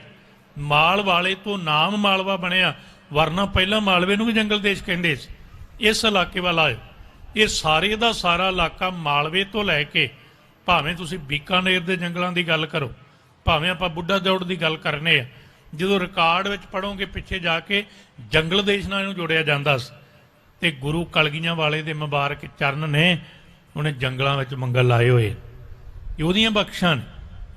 ਸਾਧ ਸੰਗਤ ਜੀ, ਜਦੋਂ ਸਤਿਗੁਰੂ ਆਏ ਨਾ ਜੈਤ ਰਾਮ ਕੋਲ ਇਸ ਧਰਤੀ ਤੇ ਜੈਤ ਰਾਮ ਨੇ ਬੇਨਤੀ ਕੀਤੀ, ਹੁਣ ਬਹੁਤ ਵੱਡਾ ਅੱਜ ਵਾਂਗੂ ਨਹੀਂ ਜੀ, ਅੱਜ ਤੇ ਕੇਵਲ ਆਪਾਂ ਸਿੱਖੀ ਦੇ ਸਥਾਨ ਨੂੰ ਵੇਖਣੇ ਨਾ, ਉਸ ਸਮੇਂ ਦਾਦੂ ਦੁਆਰੇ ਦੀ ਧਮਕ ਪੂਰੇ ਦੇਸ਼ ਅੰਦਰ ਸੀ। ਵੱਡੇ ਵੱਡੇ ਰਾਜੇ ਆ ਕੇ ਦਾਦੂ ਦੇ ਦਰ ਤੇ ਝੁਕਦੇ ਸਨ। 1660 ਵਿੱਚ ਇਹ ਧਰਤੀ ਤੇ ਜਦੋਂ ਦਾਦੂ ਚੜ੍ਹਾਈ ਕਰਦਾ, ਜੈਤ ਰਾਮ ਬਹਿ ਜਾਂਦਾ।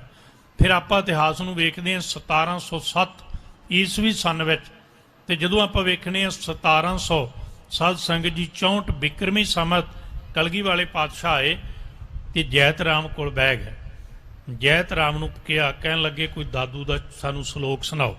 ਜਦੋਂ ਤੁਸੀਂ ਪੜ੍ਹੋਗੇ 3 ਤਰ੍ਹਾਂ ਦੇ 3 ਗ੍ਰੰਥ ਲਿਖੇ ਜੇ ਹੁਣ, ਜਿਹੜਾ ਵਿਚਾਰ ਸਤਕ ਹੈ ਨਾ ਮੁੱਢਲੇ ਵੇ ਰੂਪ ਅੰਦਰ, ਇਹ ਵੀ ਅਸਲ ਵਿੱਚ ਦਾਦੂ ਦਾ ਲਿਖਿਆ ਹੋਇਆ। ਇੱਕ ਪ੍ਰਭਕ ਵਿਚਾਰ ਗ੍ਰੰਥ ਹੈ ਕੋਈ ਬੜਾ ਪੁਰਾਤਨ, ਉਹ ਵੀ ਉਹਦਾ ਲਿਖਿਆ ਹੋਇਆ। ਬੜੇ ਸ਼ਲੋਕ ਰਚਦਾ ਸੀ, ਬੜਾ ਧਾਰਮਿਕ ਪੁਰਸ਼ ਸੀ ਉਸ ਸਮੇਂ। ਜਦੋਂ ਸਤਿਗੁਰੂ ਸੱਚੇ ਪਾਤਸ਼ਾਹ ਨੇ ਕਿਹਾ ਸ਼ਲੋਕ ਸੁਣਾਓ, ਇਹ ਥਾਂ ਦੀ ਗੱਲ, ਤੇ ਕਹਿਣ ਲੱਗੇ ਜੈਤ ਰਾਮ ਨੇ ਜੀ, ਜਿਹੜਾ ਇਤਿਹਾਸ ਵਿੱਚ ਦਰਜ ਹੈ, ਤੁਸੀਂ ਪੜ੍ਹਨਾ ਹੋਵੇ ਤੇ ਇਹ ਮਹਾਨ ਕੋਸ਼ ਵਿੱਚ ਵੀ ਇਹ ਭਾਈ ਕਾਹਨ ਸਿੰਘ ਨਾਭਾ ਨੇ ਇਸ ਗੱਲ ਨੂੰ ਅੰਕਿਤ ਕੀਤਾ ਹੋਇਆ।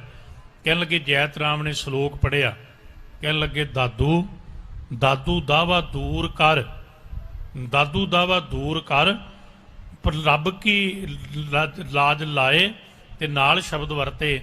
ਕਹਿਣ ਲੱਗੇ ਕੀ ਕਰਨਾ ਚਾਹੀਦਾ?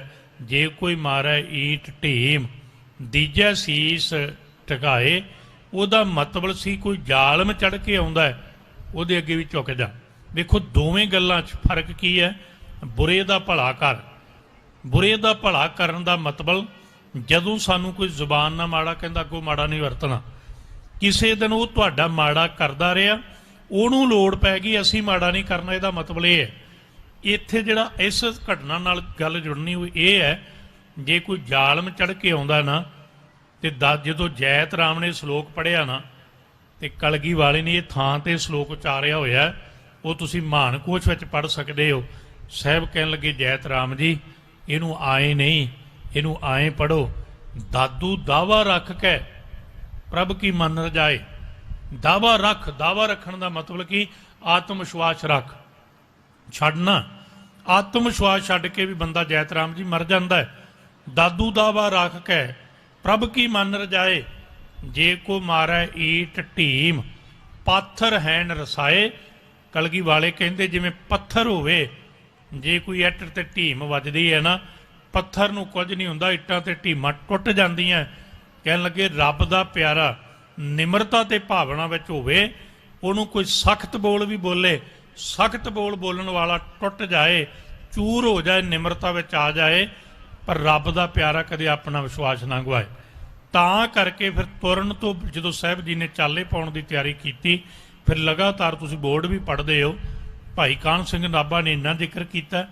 ਲਗਭਗ ਫਿਰ ਵੀ 13 ਦਿਨ ਦਾ ਸਮਾਂ, ਇਤਿਹਾਸਕਾਰਾਂ ਨੇ ਕੁਝ ਵੱਧ ਵੀ ਕਿਹਾ, ਇਹ ਧਰਤੀ ਤੇ ਸਤਿਗੁਰੂ ਰਹੇ ਤੇ ਘਟਨਾ, ਇਹ ਜਿਹੜੀ ਘਟਨਾ ਘਟੀ ਨਾ, ਇਤਿਹਾਸ ਇਹ ਕਹਿੰਦਾ ਹੈ ਜੈਤ ਰਾਮ ਨੇ ਬੇਨਤੀ ਕੀਤੀ, ਸਤਿਗੁਰੂ ਤੁਸੀਂ ਪ੍ਰਭੂ ਦੇ ਪਿਆਰੇ ਹੋ, ਤੁਸੀਂ ਪ੍ਰਭੂ ਦੇ ਪਿਆਰੇ ਹੋ, ਤੁਸੀਂ ਤੀਰ ਚੁੱਕਿਆ, ਤੁਸੀਂ ਕਮਾਨ ਚੁੱਕੀ ਹੈ। ਮੈਂ ਕਈ ਵਾਰੀ ਬੇਨਤੀ ਕਰਦਾ ਜੀ ਪਿਆਰ ਨਾਲ ਸੁਣਿਓ, ਇਤਿਹਾਸਕਾਰ ਜਦੋਂ ਇਤਿਹਾਸ ਲਿਖਦੇ ਨੇ ਨਾ, ਉਹਦੇ ਰੂਪ ਕਈ ਹੁੰਦੇ ਨੇ, ਉਹਨੂੰ ਅਸੀਂ ਉਸ ਸੰਦਰਭ ਵਿੱਚ ਵੇਖਾਂਗੇ। ਜਦੋਂ ਸਤਿਗੁਰੂ ਸੱਚੇ ਪਾਤਸ਼ਾਹ ਨੇ ਕਿਹਾ, ਕਹਿਣ ਲੱਗੇ ਜੈਤ ਰਾਮ ਕਹਿੰਦਾ ਇਹ ਕਿਹਦੇ ਵਾਸਤੇ? ਸਾਹਿਬ ਕਹਿਣ ਲੱਗੇ ਕਦੇ ਇਹਦੀ ਵੀ ਲੋੜ ਪੈਂਦੀ ਹੈ। ਕਹਿਣ ਲੱਗਾ ਜੀ ਕਿੱਦਾਂ? ਸਤਿਗੁਰੂ ਸੱਚੇ ਪਾਤਸ਼ਾਹ ਨੇ ਚਿੱਲਾ ਕਮਾਨ ਚੁੱਕਿਆ, ਤੇ ਜਦੋਂ ਤੀਰ ਚੜਾਉਣ ਲੱਗੇ ਦੋਵੇਂ ਪੱਖ ਨੇ, ਤੇ ਉਹ ਤੀਰ ਵਾਲਾ ਜਦੋਂ ਕਮਾਨ ਵਾਲਾ ਪਾਸਾ ਤੀਰ ਚੜਾਉਣਾ ਹੈ, ਉਹਨੂੰ ਕੱਸਣਾ ਹੈ ਤੇ ਉਹਨੇ ਝੁਕਣਾ ਹੈ। ਉਧਰਲੇ ਪਾਸੇ ਦਾਦੂ ਜੀ ਦੀ ਉਹ ਆਪਾਂ ਸਮਾਧ ਜਾਂ ਜਿਹੜਾ ਸ਼ਬਦ ਵਰਤਦੇ, ਸਿੱਖਾਂ ਨੇ ਬੇਨਤੀ ਕੀਤੀ, ਕਹਿਣ ਲੱਗੇ ਤੀਰ ਝੁਕ ਗਿਆ। ਜਿਹੜੇ ਕਲਗੀ ਵਾਲੇ ਦੇ ਤੀਰ ਚਮਕੌਰ ਦੀ ਗੜੀ ਵਿੱਚ ਨਹੀਂ ਸੀ ਝੁਕੇ। ਸਾਹਿਬ ਕਹਿਣ ਲੱਗੇ ਹਾਂ ਚੜਾਉਂਦੇ ਭਾਵਾਂ ਅਸੀਂ ਚਿੱਲੇ ਤੇ ਸਾਂ, ਪਰ ਨੋਕ ਹੈ ਜਿਹੜੀ ਉਸ ਸਮਾਧ ਵਾਲੇ ਪਾਸੇ ਹੋ ਗਈ। ਮੈਂ ਪੰਥ ਦਾ ਦੇਣਦਾਰ ਹਾਂ ਸਿੱਖੋ, ਆਹ ਥਾਂ ਤੋਂ ਬੈਠਿਆ ਕਲਗੀ ਵਾਲੇ ਪਾਤਸ਼ਾਹ ਨੇ ਪੰਥ ਨੂੰ ਇੱਕ ਸੁਨੇਹਾ ਦਿੱਤਾ ਕਿ ਪੰਥ ਵਿੱਚ ਗਲਤੀ ਕਿਸੇ ਤੋਂ ਹੋ ਸਕਦੀ ਹੈ, ਪਰ ਗਲਤੀ ਕਰਨ ਵਾਲਾ ਆਪਣੀ ਦ੍ਰਿੜਤਾ ਤੇ ਨਾ ਖੜਾ ਰਹੇ। ਜੇ ਉਹ ਮਰਜ਼ਾਦਾ ਮੁਤਾਬਕ ਗਲਤੀ ਹੋਵੇ ਤਾਂ ਦੋਵੇਂ ਹੱਥ ਜੋੜ ਕੇ ਕਹਿ ਦੇ ਮੈਨੂੰ ਬਖਸ਼ ਲਓ। ਹਾਲਾਂਕਿ ਭੁੱਲਣ ਅੰਦਰ ਸਭ ਕੋ ਭੁੱਲ ਗੁਰੂ ਕਰਤਾਰ, ਮਰਜ਼ਾਦਾ ਸਮਝਾਈ। ਤੇ ਦੂਜੀ ਗੱਲ, ਦੂਜੀ ਇਹ ਸਮਝਾਈ ਕਿ ਸੰਗਤ ਜੀ ਜੇ ਕਦੇ ਐਸਾ ਸਮਾਂ ਆਏ, ਪੰਥ ਕੋਲੇ ਇਹ ਤਾਕਤ ਹੈ। ਦੋ ਗੱਲਾਂ ਸੁਣਿਓ। ਪਹਿਲੀ ਤਾਕਤ ਹੈ ਪੰਥ ਕੋਲ, ਜੇ ਗੁਰੂ ਗੋਬਿੰਦ ਸਿੰਘ ਸਾਹਿਬ ਚਮਕੌਰ ਦੀ ਗੜੀ 'ਚ ਸ਼ਹੀਦ ਹੋਣਾ ਚਾਹੁੰਦੇ ਆ, ਤੇ ਪੰਥ ਕਹਿੰਦਾ ਸਾਡੇ ਜਿਹੇ ਲੱਖਾਂ ਪੈਦਾ ਕਰੇਗਾ ਤੂੰ, ਪਾਸਾ ਸੀ ਕੋਈ ਜਗਤ ਦਾ ਥੰਮਣਾ ਨਹੀਂ, ਜੇ ਤੂੰ ਨਾ ਰਿਹਾ ਦਸ਼ਮੇਸ਼ ਦੂਲੇ ਗੋਬਿੰਦ ਸਿੰਘ ਮੁੜ ਕੇ ਜੰਮਣਾ ਨਹੀਂ। ਪੰਥ ਨੇ ਹੁਕਮ ਕੀਤਾ ਤੇ ਸਤਿਗੁਰੂ ਨੂੰ ਚਮਕੌਰ ਸਾਹਿਬ ਦੀ ਗੜੀ ਛੱਡਣੀ ਪਈ। ਤੇ ਆ ਇਸ ਥਾਂ ਤੇ ਮੁਕੱਦਸ ਸਥਾਨ ਤੇ ਪੰਥ ਨੇ ਹੁਕਮ ਕੀਤਾ। ਤੇ ਇਤਿਹਾਸ ਕਹਿੰਦਾ ਕਲਗੀ ਵਾਲੇ ਨੇ ਕਿਹਾ ਜਿੰਨੀ ਮਾਇਆ ਖੀਸੇ 'ਚ ਹੈ, ਇਹ ਸਾਰੀ ਮੈਂ ਕੜਾਹ ਪ੍ਰਸ਼ਾਦ ਜਿਹੜੀ ਪੰਥ ਦੀ ਤਨਖਾਹ ਉਹਦੇ 'ਚ ਲਾ ਦਿਆਂਗਾ, ਤੇ ਲਾ ਦਿੱਤੀ। ਆਪ ਚੱਲ ਕੇ ਸਿਖਾਨੂੰ ਸਾਧ ਸੰਗਤ ਜੀ ਸਿਖਾਇਆ। ਸਾਹਿਬ ਦੇ ਜੀਵਨ ਨਾਲ ਜੁੜਵੀਂ ਇਹ ਘਟਨਾ ਮੈਂ ਫਿਰ ਕਹਾਂ। ਇਹ ਸਾਰੇ ਇਤਿਹਾਸ ਨੂੰ ਜਦੋਂ ਆਪਾਂ ਵਾਚਿਆ ਨਾ, ਬੜੇ ਧਿਆਨ ਨਾਲ ਸੁਣਿਓ, ਇਹਦੇ 'ਚੋਂ ਇੱਕ ਗੱਲ ਨਿਕਲਦੀ ਜਿਹੜੀ ਮੇਰੀ ਸਮਝ ਵਿੱਚ ਆਈ। ਜਦੋਂ ਕੋਈ ਗੁਰੂ ਦੇ ਚਰਨਾਂ 'ਚ ਪਿਆਰ ਨਾਲ ਬੇਨਤੀ ਕਰਦਾ ਹੈ, ਆਹ ਮੁਕੱਦਸ ਸਥਾਨ ਸਾਨੂੰ ਸਿਖਾਉਂਦਾ ਹੈ ਪੰਥ ਦਾ ਫੈਸਲਾ ਗੁਰੂ ਸਿਰ ਝੁਕਾ ਕੇ ਮੰਨਦਾ ਹੈ। ਤੇ ਜਦੋਂ ਕੋਈ ਪਿਆਰ ਨਾਲ ਬੇਨਤੀ ਕਰਦਾ ਹੈ, ਅਰਦਾਸ ਕਰਦਾ ਹੈ, ਕੋਈ ਐਸੀ ਅਰਦਾਸ ਨਹੀਂ ਫਿਰ ਜਿਹੜੀ ਗੁਰੂ ਪੂਰੀ ਨਾ ਕਰੇ। ਇਹਦੇ ਲਈ ਵੀ ਮੈਂ ਘਟਨਾ ਇੱਕ ਬੇਨਤੀ ਕਰਨੀ, ਕਿਉਂ ਸਰੋਵਰ ਸਾਹਿਬ ਦੀ ਰਮਤਾ ਟਕ ਲਾ ਕੀਤੀ ਜਾਣੀ, ਤੇ ਸਤਿਗੁਰੂ ਸੱਚੇ ਪਾਤਸ਼ਾਹ ਦੇ ਮੁਕੱਦਸ ਸਥਾਨ ਤੇ ਸੇਵਾਵਾਂ ਆਰੰਭ ਹੋਈਆਂ। ਸਿੱਖੀ ਵਿੱਚ 3 ਮੁੱਢਲੇ ਗੁਣ ਨੇ। ਪਹਿਲੀ ਗੱਲ, 3 ਸਿਧਾਂਤ ਨੇ ਜਿਹਨੂੰ ਆਪਾਂ ਬੇਸਿਕ ਫਾਊਂਡੇਸ਼ਨ ਕਹਿ ਸਕਦੇ। ਕਿਰਤ ਕਰੋ, ਨਾਮ ਜਪੋ, ਵੰਡ ਛਕੋ। 3 ਉਹਦੇ ਗੁਣ ਨੇ, ਨਾਮ, ਦਾਨ, ਇਸ਼ਨਾਨ। ਗੁਰੂ ਘਰ ਵਿੱਚ ਇਹ ਤਿੰਨੇ ਹੋਣ ਤੇ ਸਾਨੂੰ ਸਮਝ ਆਉਂਦੀ ਹੈ ਨਾਮ, ਸਾਧ ਸੰਗਤ ਜੀ, ਦਾਨ ਤੇ ਇਸ਼ਨਾਨ। ਇਸ਼ਨਾਨ ਲਈ ਗੁਰੂ ਘਰ ਅੰਦਰ ਸਰੋਵਰ ਬਣਾਏ, ਦਾਨ ਲਈ ਲੰਗਰ ਬਣਾਏ। ਅਸੀਂ ਆਪਣੀ ਰਸਦ ਸੇਵਾ ਕਰ ਸਕਦੇ ਹਾਂ, ਭੇਟਾ ਰੱਖ ਸਕਦੇ ਹਾਂ, ਤੇ ਇੱਥੋਂ ਦਾਨ ਰੂਪ 'ਚੋਂ ਸਾਰਿਆਂ ਨੂੰ ਵੰਡਿਆ ਜਾਂਦਾ ਹੈ। ਤੇ ਨਾਲ ਨਾਮ, ਨਾਮ ਹੈ ਜਿਹੜਾ ਉਹ ਸਾਨੂੰ ਪ੍ਰਭੂ ਤੱਕ ਮਿਲਾਉਣ ਲਈ, ਮੰਜ਼ਿਲ ਤੱਕ ਪਹੁੰਚਾਉਣ ਲਈ ਮਦਦ ਕਰਦਾ ਹੈ। ਤਿੰਨੇ ਗੱਲਾਂ ਸੱਚਖੰਡ ਸ੍ਰੀ ਹਰਿਮੰਦਰ ਸਾਹਿਬ ਤੋਂ ਲਗਾਤਾਰ ਵਰਤ ਕੇ ਸਿਖਾਉਂਦੀ ਹੈ। ਇੱਥੇ ਨਾਮ ਦੇ ਪ੍ਰਵਾਹ ਚੱਲਣ, ਕੀਰਤਨ ਚੱਲਦੇ ਨੇ, ਪਾਠ ਚੱਲਦੇ ਨੇ। ਇੱਥੋਂ ਦਾਨ ਦੇ ਪ੍ਰਵਾਹ ਲੰਗਰ ਰੂਪ 'ਚ ਚੱਲਦੇ ਨੇ। ਇੱਥੋਂ ਇਸ਼ਨਾਨ ਦੇ ਪ੍ਰਵਾਹ ਸਰੋਵਰ ਰੂਪ ਜਿਹੜੇ ਚੱਲਦੇ ਨੇ। ਇਕੱਠਿਆਂ ਸਮੂਹਕ ਇਸ਼ਨਾਨ। ਹੁਣ ਅਰਦਾਸ ਕੀ ਹੈ, ਇਸ ਸਥਾਨ ਦੇ ਨਾਲ ਇਹ ਘਟਨਾ ਇਤਿਹਾਸ ਦੀ ਮੈਂ ਜਿਹੜੇ ਰਹਿੰਦੇ ਸਮੇਂ ਤੁਹਾਡੇ ਨਾਲ ਸਾਂਝੀ ਗੁਰੂ ਗੋਬਿੰਦ ਸਿੰਘ ਸਾਹਿਬ ਦੇ ਜੀਵਨ ਦੀ ਕਰਦੇ ਆ। ਇਹ ਸਾਡੀ ਜ਼ਿੰਦਗੀ ਦਾ ਨਿਚੋੜ ਹੋਏਗਾ ਜੇ ਅਸੀਂ ਕਦੇ ਸਮਝ ਲਈਏ। ਦਮਦਮਾ ਸਾਹਿਬ ਦੀ ਧਰਤੀ ਤੇ ਦੀਵਾਨ ਲੱਗਾ ਹੈ। ਕਿਸੇ ਨੇ ਇਸ ਘਟਨਾ ਨੂੰ ਅਨੰਦਪੁਰ ਸਾਹਿਬ ਵੀ ਜੋੜਿਆ, ਜਿਵੇਂ ਵੀ ਬੇਨਤੀ ਕਰਦੇ ਆ। ਦਮਦਮਾ ਸਾਹਿਬ ਦੀਵਾਨ ਲੱਗਾ ਹੈ, ਕਹਿੰਦੇ ਦੀਵਾਨ ਦੀ ਸਮਾਪਤੀ ਹੋਈ, ਕਲਗੀ ਵਾਲੇ ਪਾਤਸ਼ਾਹ, ਇੱਕ ਸਿੱਖ ਆਇਆ, 5-7 ਬੰਦੇ ਉਹਦੇ ਨਾਲ ਨੇ। ਇੱਕ ਬਹੁਤ ਵੱਡਾ ਕੱਪੜਾ ਉਹਦੇ ਵਿੱਚ ਉਹਨੇ ਕੁਝ ਬੰਨਿਆ ਹੋਇਆ ਤੇ ਉਹ ਚੁੱਕ ਕੇ ਲਿਆਇਆ, ਉਹਨੇ ਗੁਰੂ ਗੋਬਿੰਦ ਸਿੰਘ ਸਾਹਿਬ ਜੀ ਦੇ ਅੱਗੇ ਰੱਖ ਦਿੱਤਾ। ਜਦੋਂ ਸਮਾਪਤੀ ਹੋਈ ਨਾ, ਸੱਚੇ ਪਾਤਸ਼ਾਹ ਨੇ ਪੁੱਛਿਆ ਹੈ ਕਿ ਤੇ ਜਿਹੜਾ ਲਿਆਉਣ ਵਾਲਾ ਸੀ ਨਾ ਜੀ, ਉਹਦੇ ਅੰਦਰ ਥੋੜਾ ਮਾਣ ਸੀ।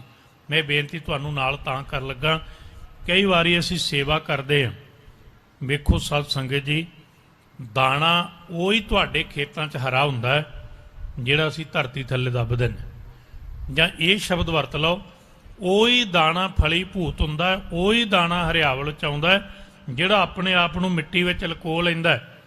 ਜਿਹੜਾ ਦੱਸਣਾ ਚਾਹੁੰਦਾ ਹੈ ਉਹ ਆਪਣਾ ਵਜੂਦ ਵੀ ਗਵਾ ਲੈਂਦਾ ਤੇ ਹਰਿਆਲੀ ਵੀ ਗਵਾ ਲੈਂਦਾ ਹੈ। ਅਸਲ ਵਿੱਚ ਸੇਵਾ ਸਿਮਰਨ ਦੋਵੇਂ ਚੀਜ਼ਾਂ ਨੇ ਸਤ ਸੰਗਤ ਜੀ।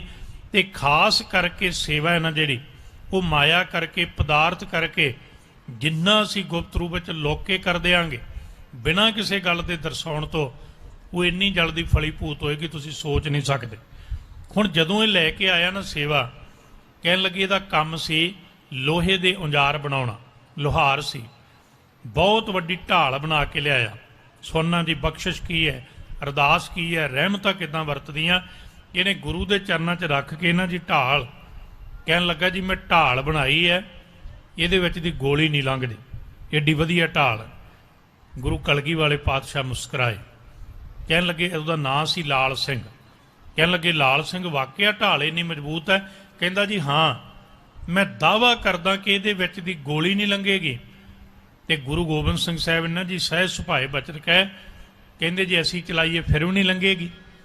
ਤੇ ਸੱਚ ਜਾਣਿਓ, ਜਦੋਂ ਬੁੱਧੀ ਫਿਰਦੀ ਹੈ ਨਾ ਜੀ, ਗੁਰੂ ਗ੍ਰੰਥ ਸਾਹਿਬ ਦੇ ਬਚਨ ਨੇ, ਜਿਸ ਨੂੰ ਕਰਤਾ ਆਪ ਖੁਆਏ ਖੁਸ ਲਏ ਚੰਗਿਆਈ। ਅੰਦਰ ਹੰਕਾਰ ਆਇਆ ਨਹੀਂ ਤੇ ਨਿਰੰਕਾਰ ਵਿਸਰ ਜਾਂਦਾ, ਕਿਉਂਕਿ ਗੁਰੂ ਗ੍ਰੰਥ ਸਾਹਿਬ ਦੇ ਆਪਣੇ ਬਚਨ ਨੇ। ਇਹ ਦੋਵੇਂ ਇਕੱਠੇ ਨਹੀਂ ਰਹਿਣੇ ਜੀ। ਤੁਸੀਂ ਇੱਕ ਘਰ 'ਚ 10 ਮੈਂਬਰ ਰਹਿ ਸਕਦੇ ਹੋ, ਇੱਕ ਕਮਰੇ 'ਚ 5 ਬੰਦੇ ਰਹਿ ਸਕਦੇ ਹੈ, ਪਰ ਹਿਰਦੇ ਰੂਪੀ ਘਰ 'ਚ ਇੱਕ ਹੀ ਚੀਜ਼ ਰਹਿਣੀ ਹੈ, ਹਉਮੈ ਨਾਵੈ ਨਾਲ ਵਿਰੋਧ ਹੈ, ਦੋਏ ਨਾ ਬਸੈ ਇਕਠਾਏ। ਅੰਦਰ ਹੰਕਾਰ ਆਇਆ ਤੇ ਨਿਰੰਕਾਰ ਦੇ ਨਾਮ ਦਾ ਰਸ ਚਲਾ ਜਾਂਦਾ। ਕਹਿਣ ਲੱਗੇ ਸਤਿਗੁਰੂ ਨੇ ਕਿਹਾ ਜੇ ਅਸੀਂ ਚਲਾਈਏ, ਕਹਿਣ ਲੱਗਾ ਜੀ ਗੋਲੀ ਤਾਂ ਗੋਲੀ ਹੈ, ਭਾਵੇਂ ਤੁਸੀਂ ਚਲਾਓ ਤੇ ਭਾਵੇਂ ਕੋਈ ਚਲਾਏ, ਇਹ ਢਾਲ ਵਿੱਚ ਦੀ ਗੋਲੀ ਨਹੀਂ ਲੰਘੇਗੀ। ਗੁਰੂ ਸਾਹਿਬ ਨੇ ਵੇਖਿਆ, ਕਿਉਂਕਿ ਜਿੱਦਾਂ ਬੱਚਾ ਜਿਹੜਾ ਉਹ ਗਲਤ ਰਾਹ ਤੇ ਜਾਏ, ਮਾਤਾ ਪਿਤਾ ਹੀ ਰਾਹ ਤੇ ਲਿਆਉਂਦੇ ਨੇ। ਕਰ ਉਪਦੇਸ਼ ਝੜਕੈ ਬਹੁ ਭਾਤੀ, ਬਹੁੜ ਪਿਤਾ ਗਲ ਲਾਵੈ। ਗੁਰੂ ਸਾਹਿਬ ਕਹਿਣ ਲੱਗੇ ਲਾਲ ਸਿੰਘਾ, ਢਾਲ ਤੇ ਤੇਰੀ ਆਪਾਂ ਅੱਜ ਹੀ ਪਰਖਦੇ, ਪਰ ਕੱਲ ਨੂੰ ਇੱਕ ਬੰਦੂਕ ਵੀ ਬਣ ਕੇ ਆਉਣੀ ਹੈ, ਕਿਉਂ ਨਾ ਦੋਵੇਂ ਚੀਜ਼ਾਂ ਇਕੱਠੀਆਂ ਪਰਖ ਲਈਆਂ ਜਾਣ, ਅੱਜ ਦਾ ਦਿਨ ਰਹਿਣ ਦੀਏ। ਕਹਿਣ ਲੱਗਾ ਜੀ ਇਹ ਵੀ ਗੱਲ ਠੀਕ ਹੈ। ਕਹਿਣ ਲੱਗੇ ਫਿਰ ਅੱਜ ਢਾਲ ਲੈ ਜਾ ਤੇ ਕੱਲ ਨੂੰ ਲੈ ਕੇ ਆਏ। ਵੇਖੋ ਮਨ ਵਿੱਚ ਹੰਕਾਰ ਹੋਵੇ ਨਾ ਜੀ, ਕਿ ਬੰਦਾ ਸਭ ਕੁਝ ਨੂੰ ਛੋਟਾ ਸਮਝਦਾ ਹੈ। ਸੱਚਾਈ ਇਹ ਹੈ, ਜਦੋਂ ਮਨ 'ਚ ਹੰਕਾਰ ਹੋਵੇ ਨਾ, ਬੰਦਾ ਨਿਰੰਕਾਰ ਨੂੰ ਵੀ ਛੋਟਾ ਸਮਝਦਾ ਹੈ। ਅੱਜ ਸਾਡੇ ਹੰਕਾਰ ਦੀ ਗੱਲ, ਜਦੋਂ ਅਸੀਂ ਗੁਰੂ ਨੂੰ ਕਹਿੰਦੇ ਇੱਦਾਂ ਕਿਵੇਂ ਹੋ ਗਿਆ, ਇੱਦਾਂ ਕਿਵੇਂ ਹੋ ਗਿਆ, ਨਹੀਂ ਨਹੀਂ, ਗੁਰੂ ਗ੍ਰੰਥ ਸਾਹਿਬ ਦੇ ਬਚਨ ਨੇ ਕਿ ਨਿਰੰਕਾਰ ਚਾਹਵੇ ਤੇ ਕੁਝ ਵੀ ਹੁੰਦਾ ਹੈ। ਜਦੋਂ ਸਾਹਿਬ ਨੇ ਕਿਹਾ ਢਾਲ ਚੁੱਕ ਤੇ ਲੈ ਜਾ, ਇਹਨੇ ਢਾਲ ਚੁੱਕੀ, ਘਰ ਨੂੰ ਲੈ ਗਿਆ, ਕੱਲ ਨੂੰ ਲੈ ਕੇ ਆਵਾਂਗਾ। ਜਦੋਂ ਘਰੇ ਪਹੁੰਚਿਆ ਨਾ, ਆਪਾਂ ਸੰਖੇਪ ਸ਼ਬਦਾਂ ਸਮਝਣ ਲੱਗੇ ਹਾਂ। ਘਰ ਵਾਲੀ ਬੀਬੀ ਬੜੀ ਸਿਆਣੀ ਸੀ, ਉਹਨੇ ਕਿਹਾ ਅੱਜ ਬੜਾ ਖੁਸ਼ ਹੈ। ਕਹਿਣ ਲੱਗਾ ਜੇ ਤਾਂ ਖੁਸ਼ ਹਾਂ, ਅੱਜ ਮੈਂ ਉਹ ਜੀ ਢਾਲ ਬਣਾ ਕੇ ਲਗਿਆ, ਗੁਰੂ ਸਾਹਿਬ ਦੇ ਸਾਹਮਣੇ ਰੱਖੀ, ਇਹਦੇ ਵਿੱਚ ਦੀ ਗੋਲੀ ਨਹੀਂ ਲੰਘਣੀ। ਗੁਰੂ ਵੀ ਜਵਾਬ ਦੇ ਗਿਆ।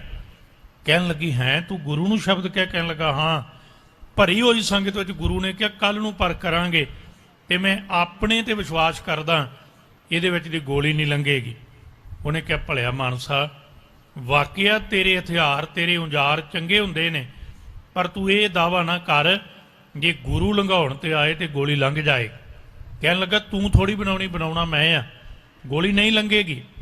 ਉਹ ਕਹਿੰਦੀ ਨਹੀਂ ਲੰਘ ਜਾਏਗੀ। ਇੱਦਾਂ ਦੋਵਾਂ ਨੂੰ ਬਹਿਸ ਦਿਆਣਾ ਜੀ ਰਾਤ ਪੈ ਗਈ, ਪ੍ਰਸ਼ਾਦਾ ਛਕ ਲਿਆ।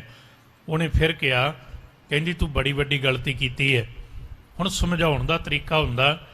ਉਹਨੇ ਸ਼ਬਦ ਕਹਿਣ ਲੱਗੀ ਲਾਲ ਸਿੰਘਾ ਘਰ ਵਾਲੇ ਨੂੰ, ਕਹਿੰਦੀ ਤੂੰ ਕੱਲ ਸ਼ਾਮ ਨੂੰ ਨਹੀਂ ਹੋਏਗਾ, ਇਸ ਟਾਈਮ ਨੂੰ ਕੱਲ ਤੂੰ ਨਹੀਂ ਹੋਣਾ। ਕਹਿਣ ਲੱਗਾ ਮੈਨੂੰ ਕੀ ਹੋਣਾ? ਕਹਿੰਦੀ ਤੂੰ ਮੰਨ ਚਾਹੇ ਨਾ ਮੰਨ, ਮੈਨੂੰ ਪਤਾ ਹੈ, ਕਿਉਂਕਿ ਢਾਲ ਪਰਖੀ ਇਦਾਂ ਹੀ ਜਾਣੀ ਹੈ। ਤੂੰ ਢਾਲ ਨੂੰ ਫੜ ਕੇ ਸਾਹਮਣੇ ਖੜਨਾ, ਤੇ ਜਦੋਂ ਗੁਰੂ ਗੋਬਿੰਦ ਸਿੰਘ ਸਾਹਿਬ ਚਲਾਉਣਗੇ ਗੋਲੀ ਢਾਲ ਨੂੰ ਪਾਰ ਕਰਦਿਆਂ ਤੇਰੀ ਛਾਤੀ 'ਚੋਂ ਲੰਘ ਜਾਏ। ਕਹਿਣ ਲੱਗਾ ਨਹੀਂ ਲੰਘੇਗੀ। ਉਹ ਕਹਿੰਦੀ ਮੰਨ ਜਾ, ਗੋਲੀ ਲੰਘ ਜਾਏ। ਹੁਣ ਤੁਸੀਂ ਇਸ ਕਦੇ ਜਿਨ੍ਹਾਂ ਨੇ ਮਨੋਵਿਗਿਆਨ ਪੜ੍ਹਿਆ ਨਾ, ਸਾਈਕੋਲੋਜੀ ਪੜ੍ਹੀ ਹੈ, ਜੋ ਤੁਸੀਂ ਬਹੁਤਾ ਸੋਚਦੇ ਹੋ ਦਿਨ ਵਿੱਚ ਉਹ ਸੁਪਨੇ ਦਾ ਹਿੱਸਾ ਬਣ ਜਾਂਦਾ ਹੈ, ਪਹਿਲੀ ਗੱਲ। ਦੂਜੀ ਖੇਡ ਵੀ ਵਰਤਦੀ ਹੈ, ਜੋ ਤੁਸੀਂ ਅਰਦਾਸ ਕਰਦੇ ਹੋ ਇਨ ਫਿਊਚਰ ਕੀ ਹੋਣਾ ਗੁਰੂ ਤੁਹਾਨੂੰ ਸੁਪਨੇ 'ਚ ਵਿਖਾ ਸਕਦਾ ਤੇ ਵਿਖਾਉਂਦਾ ਹੈ। ਸਿਆਣੇ ਗੁਰਸਿੱਖ ਸਮਝ ਜਾਂਦੇ ਨੇ। ਤੀਜਾ ਤਰੀਕਾ ਹੈ ਅਰਦਾਸ ਕਰਕੇ ਹੁਕਮਨਾਮੇ ਤੋਂ ਸਮਝਣਾ। ਇਹ ਜਦੋਂ ਸ਼ਾਮਾਂ ਪੈ ਗਈਆਂ ਉਹਨੇ ਸੌਂ ਗਿਆ। ਕਹਿੰਦੇ ਅੱਧੀ ਰਾਤ ਹੋਈ, ਉਹਨੂੰ ਸੁਪਨਾ ਆਇਆ ਮੈਂ ਢਾਲ ਲੈ ਕੇ ਖੜਾ, ਗੁਰੂ ਗੋਬਿੰਦ ਸਿੰਘ ਸਾਹਿਬ ਗੋਲੀ ਚਲਾਉਂਦੇ ਹੈ, ਸੁਪਨੇ ਵਿੱਚ ਗੋਲੀ ਢਾਲ ਨੂੰ ਪਾਰ ਕਰਕੇ ਇਹਦੀ ਛਾਤੀ 'ਚੋਂ ਲੰਘਦੀ ਤੇ ਉਬੜਵਾਏ ਉੱਠਦਾ ਹੈ। ਸਮਝਿਆ ਜੇ ਗੱਲ ਲਿਆਵਾਂਗੇ ਅਰਦਾਸ ਭਰੋਸਾ ਬਖਸ਼ਿਸ਼। ਕਹਿਣ ਲੱਗੇ ਜਦੋਂ ਉੱਠਿਆ ਉਬੜਵਾਏ, ਘਰ ਵਾਲੀ ਨੇ ਕਿਹਾ ਕੀ ਹੋਇਆ? ਕਹਿਣ ਲੱਗਾ ਉਹੀ ਗੱਲ ਹੋਈ ਜਿਹੜੀ ਤੂੰ ਕਹਿੰਦੀ ਸੀ। ਕਹਿਣ ਲੱਗਾ ਦੱਸ ਤੇ ਸਹੀ। ਜਦੋਂ ਨੇ ਕਿਹਾ ਦੱਸ ਤੇ ਸਹੀ, ਕਹਿੰਦਾ ਵਾਕਿਆ ਹੀ ਸੁਪਨਾ ਆਇਆ, ਗੋਲੀ ਢਾਲ ਵਿੱਚ ਦੀ ਲੰਘ ਗਈ, ਮੇਰੀ ਛਾਤੀ ਵਿੱਚ ਦੀ ਲੰਘ ਗਈ। ਕਹਿਣ ਲੱਗੀ ਭਲਿਆ ਅਜੇ ਵੀ ਮੌਕਾ ਹੈ। ਕਹਿਣ ਲੱਗਾ ਹੁਣ ਕੀ ਮੌਕਾ? ਕਾਰਨ ਹੁੰਦਾ ਨਾ ਜੀ, ਇਹਦਾ ਕੰਮ ਸੀ ਉਜਾਰ ਬਣਾਉਣ ਦਾ।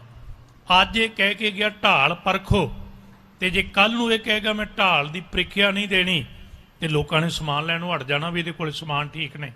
ਬੰਦੇ ਨੂੰ ਕਈ ਵਾਰੀ ਧੰਦਾ ਕਰਦੇ ਆ, ਧੰਦਾ ਵੇਖਦੇ ਆ ਬੰਦਾ ਕਈ ਵਾਰੀ ਧਰਮ ਗਵਾ ਲੈਂਦਾ। ਇਹਨੇ ਸ਼ਬਦ ਕਹਿਣ ਲੱਗਾ ਫਿਰ ਕਰਾਂ ਕੀ? ਘਰ ਵਾਲੀ ਸਿਆਣੀ ਕਹਿੰਦੀ ਅਰਦਾਸ, ਇਹ ਗੁਰੂ ਦਾ ਕੰਮ ਹੈ, ਤੂੰ ਅਰਦਾਸ ਕਰ। ਗੁਰੂ ਗ੍ਰੰਥ ਸਾਹਿਬ ਦੇ ਬਚਨ ਨੇ ਜੀ ਕੀ ਬਿਰਥਾ ਹੋਏ ਸੋ ਗੁਰ ਪੈ ਅਰਦਾਸ ਕਰ। ਤੇਰੇ ਮਨ ਦੀ ਭਾਵਨਾ ਹੈ ਨਾ, ਅਵੱਗਿਆ ਹੋ ਗਈ, ਤੂੰ ਅਰਦਾਸ ਕਰ। ਤੇ ਬੰਦਾ ਅਰਦਾਸ ਕਰਦਾ ਵੀ ਉਦੋਂ ਆ ਜੀ ਜਿੱਦੇ ਦੁਖੀ ਹੁੰਦਾ। ਗੁਸਤਾਖੀ ਮਾਂ ਵਰਨਾ ਤੇ ਫਾਰਮੈਲਿਟੀ ਰਹਿ ਜਾਂਦੀ। खुदाए मंजूर करता है दुआ जब दिल से होती है, यही एक मुश्किल है, ये मुश्किल से होती है। उसे अरदास नूं कहा बिरथी कदे ना हो वही जन की अरदास। इन्हें ना हुण दुखी होए ने, अंदर तो गोली लंघदी दिसदी है। अरदास कीती सच्चे पातशाह बचाओ। सुनियो, जदों अरदास होई ना, रात बीत गई, हुण सुबह तुरिया, कल हंकार नाल ढाल चुक के लगया, ध्यान देना, अज निमरता नाल चुकी है। उवें ही दीवान लग्या दमदमा साहब, उवें ही ये ढाल लैके गया प्यार विच। अगे हंकार नाल रखी सी, भेटा हुई है, अज प्यार नाल रखी है। ढाल रख के बह गया। कल आप सोचता सी मेरी प्रीख्या लई जाए, ढाल परखी जाए, ते अज गुरु गोबिंद सिंह साहब ने कहा लाल सिंघा समा ना लाइए, दीवान की समाप्ति है। कि साहब कहन लगे सामने खड़ा हो तो ढाल परखीए। हुण कल कहंदा सी मेरे वर्गी ढाल नहीं बनाई, अज हुण किवें कहे मैं ढाल नहीं परखण देनी। बुझे हुए मन नाल, ना मन्ने मन नाल अंदरों अरदास करी जांदा है। ते कदे कदे ना वेखो मनुख आपां सारे मन च शंका भी हो जांदा। हुण कहंदा नाले घर वाली कहंदी सी अरदास कर, अरदास भी कीती है। जे गुरु ने अरदास सुनी हुंदी, ध्यान देना जी खीरली बेनती वाल, जे अरदास सुनी हुंदी तो शायद गुरु कह दिंदा ढाल परखण नूं रहण दिंदे। मेरी अरदास नहीं सुनी गई, कहंदे ने ढाल चुकी। ढाल उदों अज वर्गियां नहीं हुंदियां सी जी, कहते तुसीं वेखणियां होण ना, बहुत पुरातन ढालां पंथ कोल भी हैन, ते होर भी पिछोकड़ वेखणियां होण मुगलिया शासक दियां, फिर लाल किले चों वेखिओ। वड्डी सारी ढाल, लाल सिंह सामने खड़ गया। तो वो नवीं बंदूक जिहड़ी आई है, गुरु गोबिंद सिंह साहब जी ने बंदूक फड़ी। हुण साध संगत जी, जदों गुरु गोबिंद सिंह साहब जी बंदूक उच्ची करते हैं, ये ढाल अखां तो नीवीं करके वेखदा गोली कदों चले। जदों ये ढाल नीवीं करदा, गुरु गोबिंद सिंह साहब बंदूक नूं नीवीं कर लैंदे। ये ढाल उच्ची करदा, फिर नीवीं करदा। जदों 3 वारी हो गए ना, तो गुरु गोबिंद सिंह साहब जी ने बंदूक रख दी। ये ढाल उच्ची करदा, गुरु साहब बंदूक उच्ची करते हैं। ध्यान देना, ढाल वाल वेखदे आ, अखीर नूं तीजी वारी बंदूक रख दित्ती। ते जिहड़े कोले चौप पहरे वाले सिंह खड़े सन, हुण पहलां तो चलदा आया जी, उन्होंने कहा सच्चे पातशाह टाइम क्यों लाउने हो, काम नबेड़ो। उन्होंने ये सी भी कल दा कही जांदा मेरे वर्गी ढाल कोई नहीं बनाउंदा, मेरे वर्गी ढाल कोई नहीं बनाउंदा, काम नबेड़ो। ਸਾਹਿਬ ਸੱਚੇ ਪਾਤਸ਼ਾਹ ਦੇ ਬਚਨ ਸੁਣਿਓ। ਕਹਿਣ ਲੱਗੇ ਸਿੱਖੋ ਗੋਲੀ ਕਾਹਦੇ ਤੇ ਚਲਾਵਾਂ? ਕਹਿਣ ਲੱਗੇ ਢਾਲ ਤੇ ਚਲਾਓ ਜੀ, ਜਿਹੜੀ ਫੜ ਕੇ ਖੜਾ। ਸੱਚੇ ਪਾਤਸ਼ਾਹ ਕਹਿੰਦੇ ਚਲਾਵਾਂ ਕਿੱਥੇ? ਕਹਿਣ ਲੱਗੇ ਢਾਲ ਤੇ ਚਲਾਓ। ਤੇ ਗੁਰੂ ਗੋਬਿੰਦ ਸਿੰਘ ਸਾਹਿਬ ਦੇ ਬੋਲ, ਕਹਿਣ ਲੱਗੇ ਸਿੱਖੋ ਢਾਲ ਤੇ ਗੋਲੀ ਚਲਾਉਣ ਜਿੰਨੀ ਥਾਂ ਹੈ ਹੀ ਨਹੀਂ। ਤੇ ਸਿੱਖਾਂ ਨੇ ਬੇਨਤੀ ਕੀਤੀ, ਹੁਣ ਹਰੇਕ ਦੀ ਦ੍ਰਿਸ਼ਟੀ ਹੈ ਨਾ। ਕਹਿੰਦੇ ਸੱਚੇ ਪਾਤਸ਼ਾਹ ਸਾਰੀ ਢਾਲ ਵਿਹਲੀ ਪਈ ਹੈ, ਜਿੱਥੇ ਮਰਜ਼ੀ ਗੋਲੀ ਮਾਰਦੇ ਹੋ। ਗੁਰੂ ਗੋਬਿੰਦ ਸਿੰਘ ਸਾਹਿਬ ਕਹਿੰਦੇ ਸਿੱਖੋ ਮੇਰੀਆਂ ਅੱਖਾਂ ਨਾਲ ਵੇਖੋ, ਢਾਲ ਤੇ ਇੰਚੀ ਵੀ ਥਾਂ ਖਾਲੀ ਨਹੀਂ ਜਿਹਦੇ ਤੇ ਗੋਲੀ ਮਾਰੀ ਜਾ ਸਕੇ। ਕਹਿਣ ਲੱਗੇ ਸੱਚੇ ਪਾਤਸ਼ਾਹ ਸਾਰੀ ਢਾਲ ਵਿਹਲੀ ਹੈ। ਕਹਿਣ ਲੱਗੇ ਨਹੀਂ, ਢਾਲ ਵੱਲ ਝਾਤੀ ਮਾਰੋ। ਜਦੋਂ ਮੈਂ ਢਾਲ ਵੱਲ ਬੰਦੂਕ ਕਰਦਾ, ਢਾਲ ਤੇ 9ਵੇਂ ਪਾਤਸ਼ਾਹਾਂ ਨੇ ਹੱਥ ਰੱਖੇ ਹੋਏ ਨੇ। ਇਹ ਸਿੱਖ ਦੀ ਅਰਦਾਸ ਹੈ। ਕਾਹਦੇ ਤੇ ਗੋਲੀ ਚਲਾਵਾਂ? ਜਦੋਂ ਇਹ ਗੱਲ ਸੁਣੀ ਨਾ ਜੀ ਲਾਲ ਸਿੰਘ ਨੇ ਵੀ ਢਾਲ ਤੇ 9ਵਾਂ ਪਾਤਸ਼ਾਹਾਂ ਦੇ ਹੱਥ ਨੇ, ਕਹਿਣ ਲੱਗੇ ਭੱਜ ਕੇ ਲਿਆ ਕੇ ਢਾਲ ਗੁਰੂ ਦੇ ਚਰਨਾਂ ਤੇ ਰੱਖ ਕੇ ਕਿਹਾ ਸੱਚੇ ਪਾਤਸ਼ਾਹ ਸਿੱਖ ਨੂੰ ਕਦੇ ਨਾ ਕਦੇ ਕਦੋਂ ਹੰਕਾਰ ਹੁੰਦਾ ਨਾ, ਢਾਲਾਂ ਦਾ ਤੇ ਸਾਨੂੰ ਹੰਕਾਰ ਤੇ ਮਾਣ ਹੀ ਹੈ, ਅਸਲੀ ਤੇ ਸਿੱਖ ਦੀ ਢਾਲ ਤੂੰ ਖੁਦ ਹੈ। ਜਾਮ ਗੁਰੂ ਹੋਏ ਵੱਲ ਲੱਖ ਬਾਹੇ ਕਿਆ ਕੀਜੈ। ਗੁਰੂ ਕਲਗੀ ਵਾਲੇ ਦੀ ਬਾਣੀ ਪੜੋ, ਜ਼ਫਰਨਾਮਾ ਸਾਹਿਬ। ਮੈਂ ਸ਼ਬਦ ਕਹਿ ਕੇ ਸਮਾਪਤੀ ਖਿਮਾ ਮੰਗਣ ਲੱਗਾ। ਔਰੰਗਜ਼ੇਬ ਨੂੰ ਜਦੋਂ ਜ਼ਫਰਨਾਮਾ ਸਾਹਿਬ ਲਿਖਿਆ ਨਾ ਜੀ, ਦਾਸ ਵਾਰ-ਵਾਰ ਬੇਨਤੀ ਕਰਦਾ ਦੇਸ਼ਾਂ ਵਿਦੇਸ਼ਾਂ 'ਚ ਇਹ ਬਾਣੀ ਹਰੇਕ ਘਰ ਤੱਕ ਜਾਣੀ ਚਾਹੀਦੀ ਵਿਚਾਰ ਰੂਪ 'ਚ। ਜ਼ਫਰਨਾਮਾ ਸਾਹਿਬ ਇਹ ਤੋਂ ਬਿਨਾਂ ਨਹੀਂ ਪਤਾ ਲੱਗਣਾ ਆਨੰਦਪੁਰ ਸਾਹਿਬ ਕਿਉਂ ਛੱਡਿਆ, ਇਹ ਤੋਂ ਬਿਨਾਂ ਨਹੀਂ ਪਤਾ ਲੱਗਣਾ ਫੌਜ ਦੀ ਗਿਣਤੀ ਕੀ ਸੀ। ਕਲਗੀ ਵਾਲੇ ਨੇ ਕਿਹਾ ਔਰੰਗਜ਼ੇਬ ਤੂੰ ਕਹਿ ਤੇਰੀ ਫੌਜ 10 ਲੱਖ ਕਿ 10 ਲੱਖ ਬਾਰ ਆਇਦ ਬਰੋ ਬੇਖਬਰ, ਪਰ ਯਾਦ ਰੱਖ ਅਸੀਂ ਕਿੰਨੇ ਸਾਂ, ਗੁਰਸਨਾਹ ਕੇ ਚੇਹਲ ਨਾਲ ਅਸੀਂ 40 ਬੰਦੇ ਉਹ ਵੀ ਭੁੱਖਣ ਭਾਣੇ। ਪਰ ਔਰੰਗਜ਼ੇਬ ਇੱਕ ਗੱਲ ਯਾਦ ਰੱਖ, ਅਜੇ ਤਾਂ ਅਸੀਂ 40 ਲੜੇ ਆ, ਮੇਰਾ ਅਕਾਲ ਪੁਰਖ ਮੇਰੇ ਨਾਲ ਹੈ, ਅਸੀਂ ਚਾਹੀਏ ਤਾਂ 10 ਲੱਖ ਨਾਲ ਇਕੱਲੇ ਨੂੰ ਵੀ ਲੜਾ ਸਕਦੇ ਸੀ। ਕਿਉਂ? ਕਹਿਣ ਲੱਗੇ ਜੇ ਕੋਈ ਬੰਦਾ ਸ਼ੇਰ ਦੀ ਪਿੱਠ ਪਿੱਛੇ ਖੜ ਜਾਏ, ਹਿਰਨੀਆਂ ਬਘਿਆੜ ਚੀਤੇ ਉਹ ਬੰਦੇ ਵੱਲ ਨਹੀਂ ਝਾਕਣਗੇ। ਕਹਿਣ ਲੱਗੇ ਅਕਾਲ ਪੁਰਖ ਮੇਰੇ ਨਾਲ ਹੈ, ਤੇਰੇ ਵਰਗੇ ਹਿਰਨੀਆਂ ਤੇ ਬਘਿਆੜ ਮੇਰਾ ਕੀ ਵਿਗਾੜ ਸਕਦੇ ਸੀ। ਇਸ ਲਈ ਸਾਧ ਸੰਗਤ ਜੀ ਇਹ ਹੈ ਗੁਰੂ ਤੇ ਮਾਣ। ਗੁਰੂ ਸਾਡੇ ਜੀਵਨ ਦੀ ਢਾਲ ਹੈ, ਗੁਰੂ ਸਾਡਾ ਸਭ ਕੁਝ ਹੈ। ਗੁਰੂ ਗੁਰ ਕਰ ਮਨ ਮੋਰ, ਗੁਰੂ ਬਿਨਾ ਮੈਂ ਨਾ ਹੀ ਹੋਰ। ਇਹ ਭਰੋਸਾ ਸਾਰੇ ਤੱਕੀਏ। ਮਹਾਨ ਉਪਰਾਲੇ ਮਹਾਂਪੁਰਸ਼ਾਂ ਨੇ, ਸੰਤ ਬਾਬਾ ਸੇਵਾ ਸਿੰਘ ਜੀ ਉਹਨਾਂ ਵੱਲੋਂ ਕੀਤੇ ਜਾ ਰਹੇ ਨੇ, ਤੇ ਸਭ ਤੋਂ ਜ਼ਰੂਰੀ ਉਪਰਾਲੇ ਨੇ ਜਿਹੜੇ ਸਾਡੀ ਔਲਾਦ ਲਈ ਨੇ। ਇਹਨਾਂ ਵਿੱਚ ਵੱਧ ਤੋਂ ਵੱਧ ਸਹਿਯੋਗ ਕਰੋ, ਦਸਵੰਧ ਦੀ ਮਰਜ਼ਾਦਾ ਬੰਨੋ। ਇਸਲਾਮ ਵਿੱਚ 40% ਜ਼ਕਾਤ ਹੈ ਤੇ ਦੇਣ ਲੱਗਿਆ ਨਾ ਜੀ, ਇੱਕ ਲਿਮਟ ਹੈ ਜੀ। ਜਿਨ੍ਹਾਂ ਨੇ ਹੱਜ ਕਰਨਾ ਨਾ, ਪੁੱਛਿਓ ਤੁਸੀਂ, ਉਹਨਾਂ ਦੀ ਇੱਕ ਆਮਦਨੀ ਇੰਨੀ ਹੋਵੇ ਹੱਜ ਫੇਰ ਕਰ ਸਕਦੇ ਆ। ਗਰੀਬ ਮੁਸਲਮਾਨ ਹੱਜ ਨਹੀਂ ਕਰ ਸਕਦਾ, ਗਰੀਬ ਮੁਸਲਮਾਨ ਜ਼ਕਾਤ ਨਹੀਂ ਕੱਢ ਸਕਦਾ। ਸਿੱਖੋ ਤੁਹਾਡੇ ਕੋਲ 100 ਰੁਪਈਆ ਹੋਵੇ ਨਾ, ਤੁਸੀਂ ਤਾਂ ਵੀ 10 ਕੱਢ ਸਕਦੇ ਹੋ। 10 ਹੋਣ ਤੁਸੀਂ 1 ਰੁਪਈਆ ਵੀ ਭੇਟਾ ਕਰ ਸਕਦੇ ਹੋ। ਇਹ ਦਾਤਾਂ ਤੁਹਾਨੂੰ ਦਿੱਤੀਆਂ ਹੋਈਆਂ। ਇਸ ਲਈ ਇਹਨਾਂ ਦਸਵੰਧਾਂ ਨੂੰ ਇਸ ਸਮੇਂ ਦੇ ਹਿਸਾਬ ਨਾਲ ਜਿੱਥੇ ਵਰਤੇ ਜਾ ਰਹੇ ਉੱਥੇ ਭੇਟਾ ਕਰੀਏ। ਸਾਡੇ ਵਾਤਾਵਰਨ ਬਚਣ, ਸਾਡੀ ਫੁਲਵਾੜੀ ਬਚੇ। ਮਹਾਂਪੁਰਸ਼ਾਂ ਵੱਲੋਂ ਬੱਚਿਆਂ ਨੂੰ ਯੋਗ ਉੱਚ ਵਿੱਦਿਆ ਦਿੱਤੀ ਜਾ ਰਹੀ। ਅਸੀਂ ਵੀ ਥਾਂ ਥਾਂ ਤੇ ਯਤਨਾਂ ਵਿੱਚ ਸਹਿਯੋਗ ਕਰਕੇ ਪੰਥ ਦੀ ਸੇਵਾ ਦਾ ਹਿੱਸਾ ਪਾ ਕੇ ਭਾਗੀਦਾਰ ਬਣੀਏ। ਇੰਨੀਆਂ ਬੇਨਤੀਆਂ ਆਪ ਜੀ ਨੇ ਪ੍ਰਵਾਨ ਕਰਨੀਆਂ।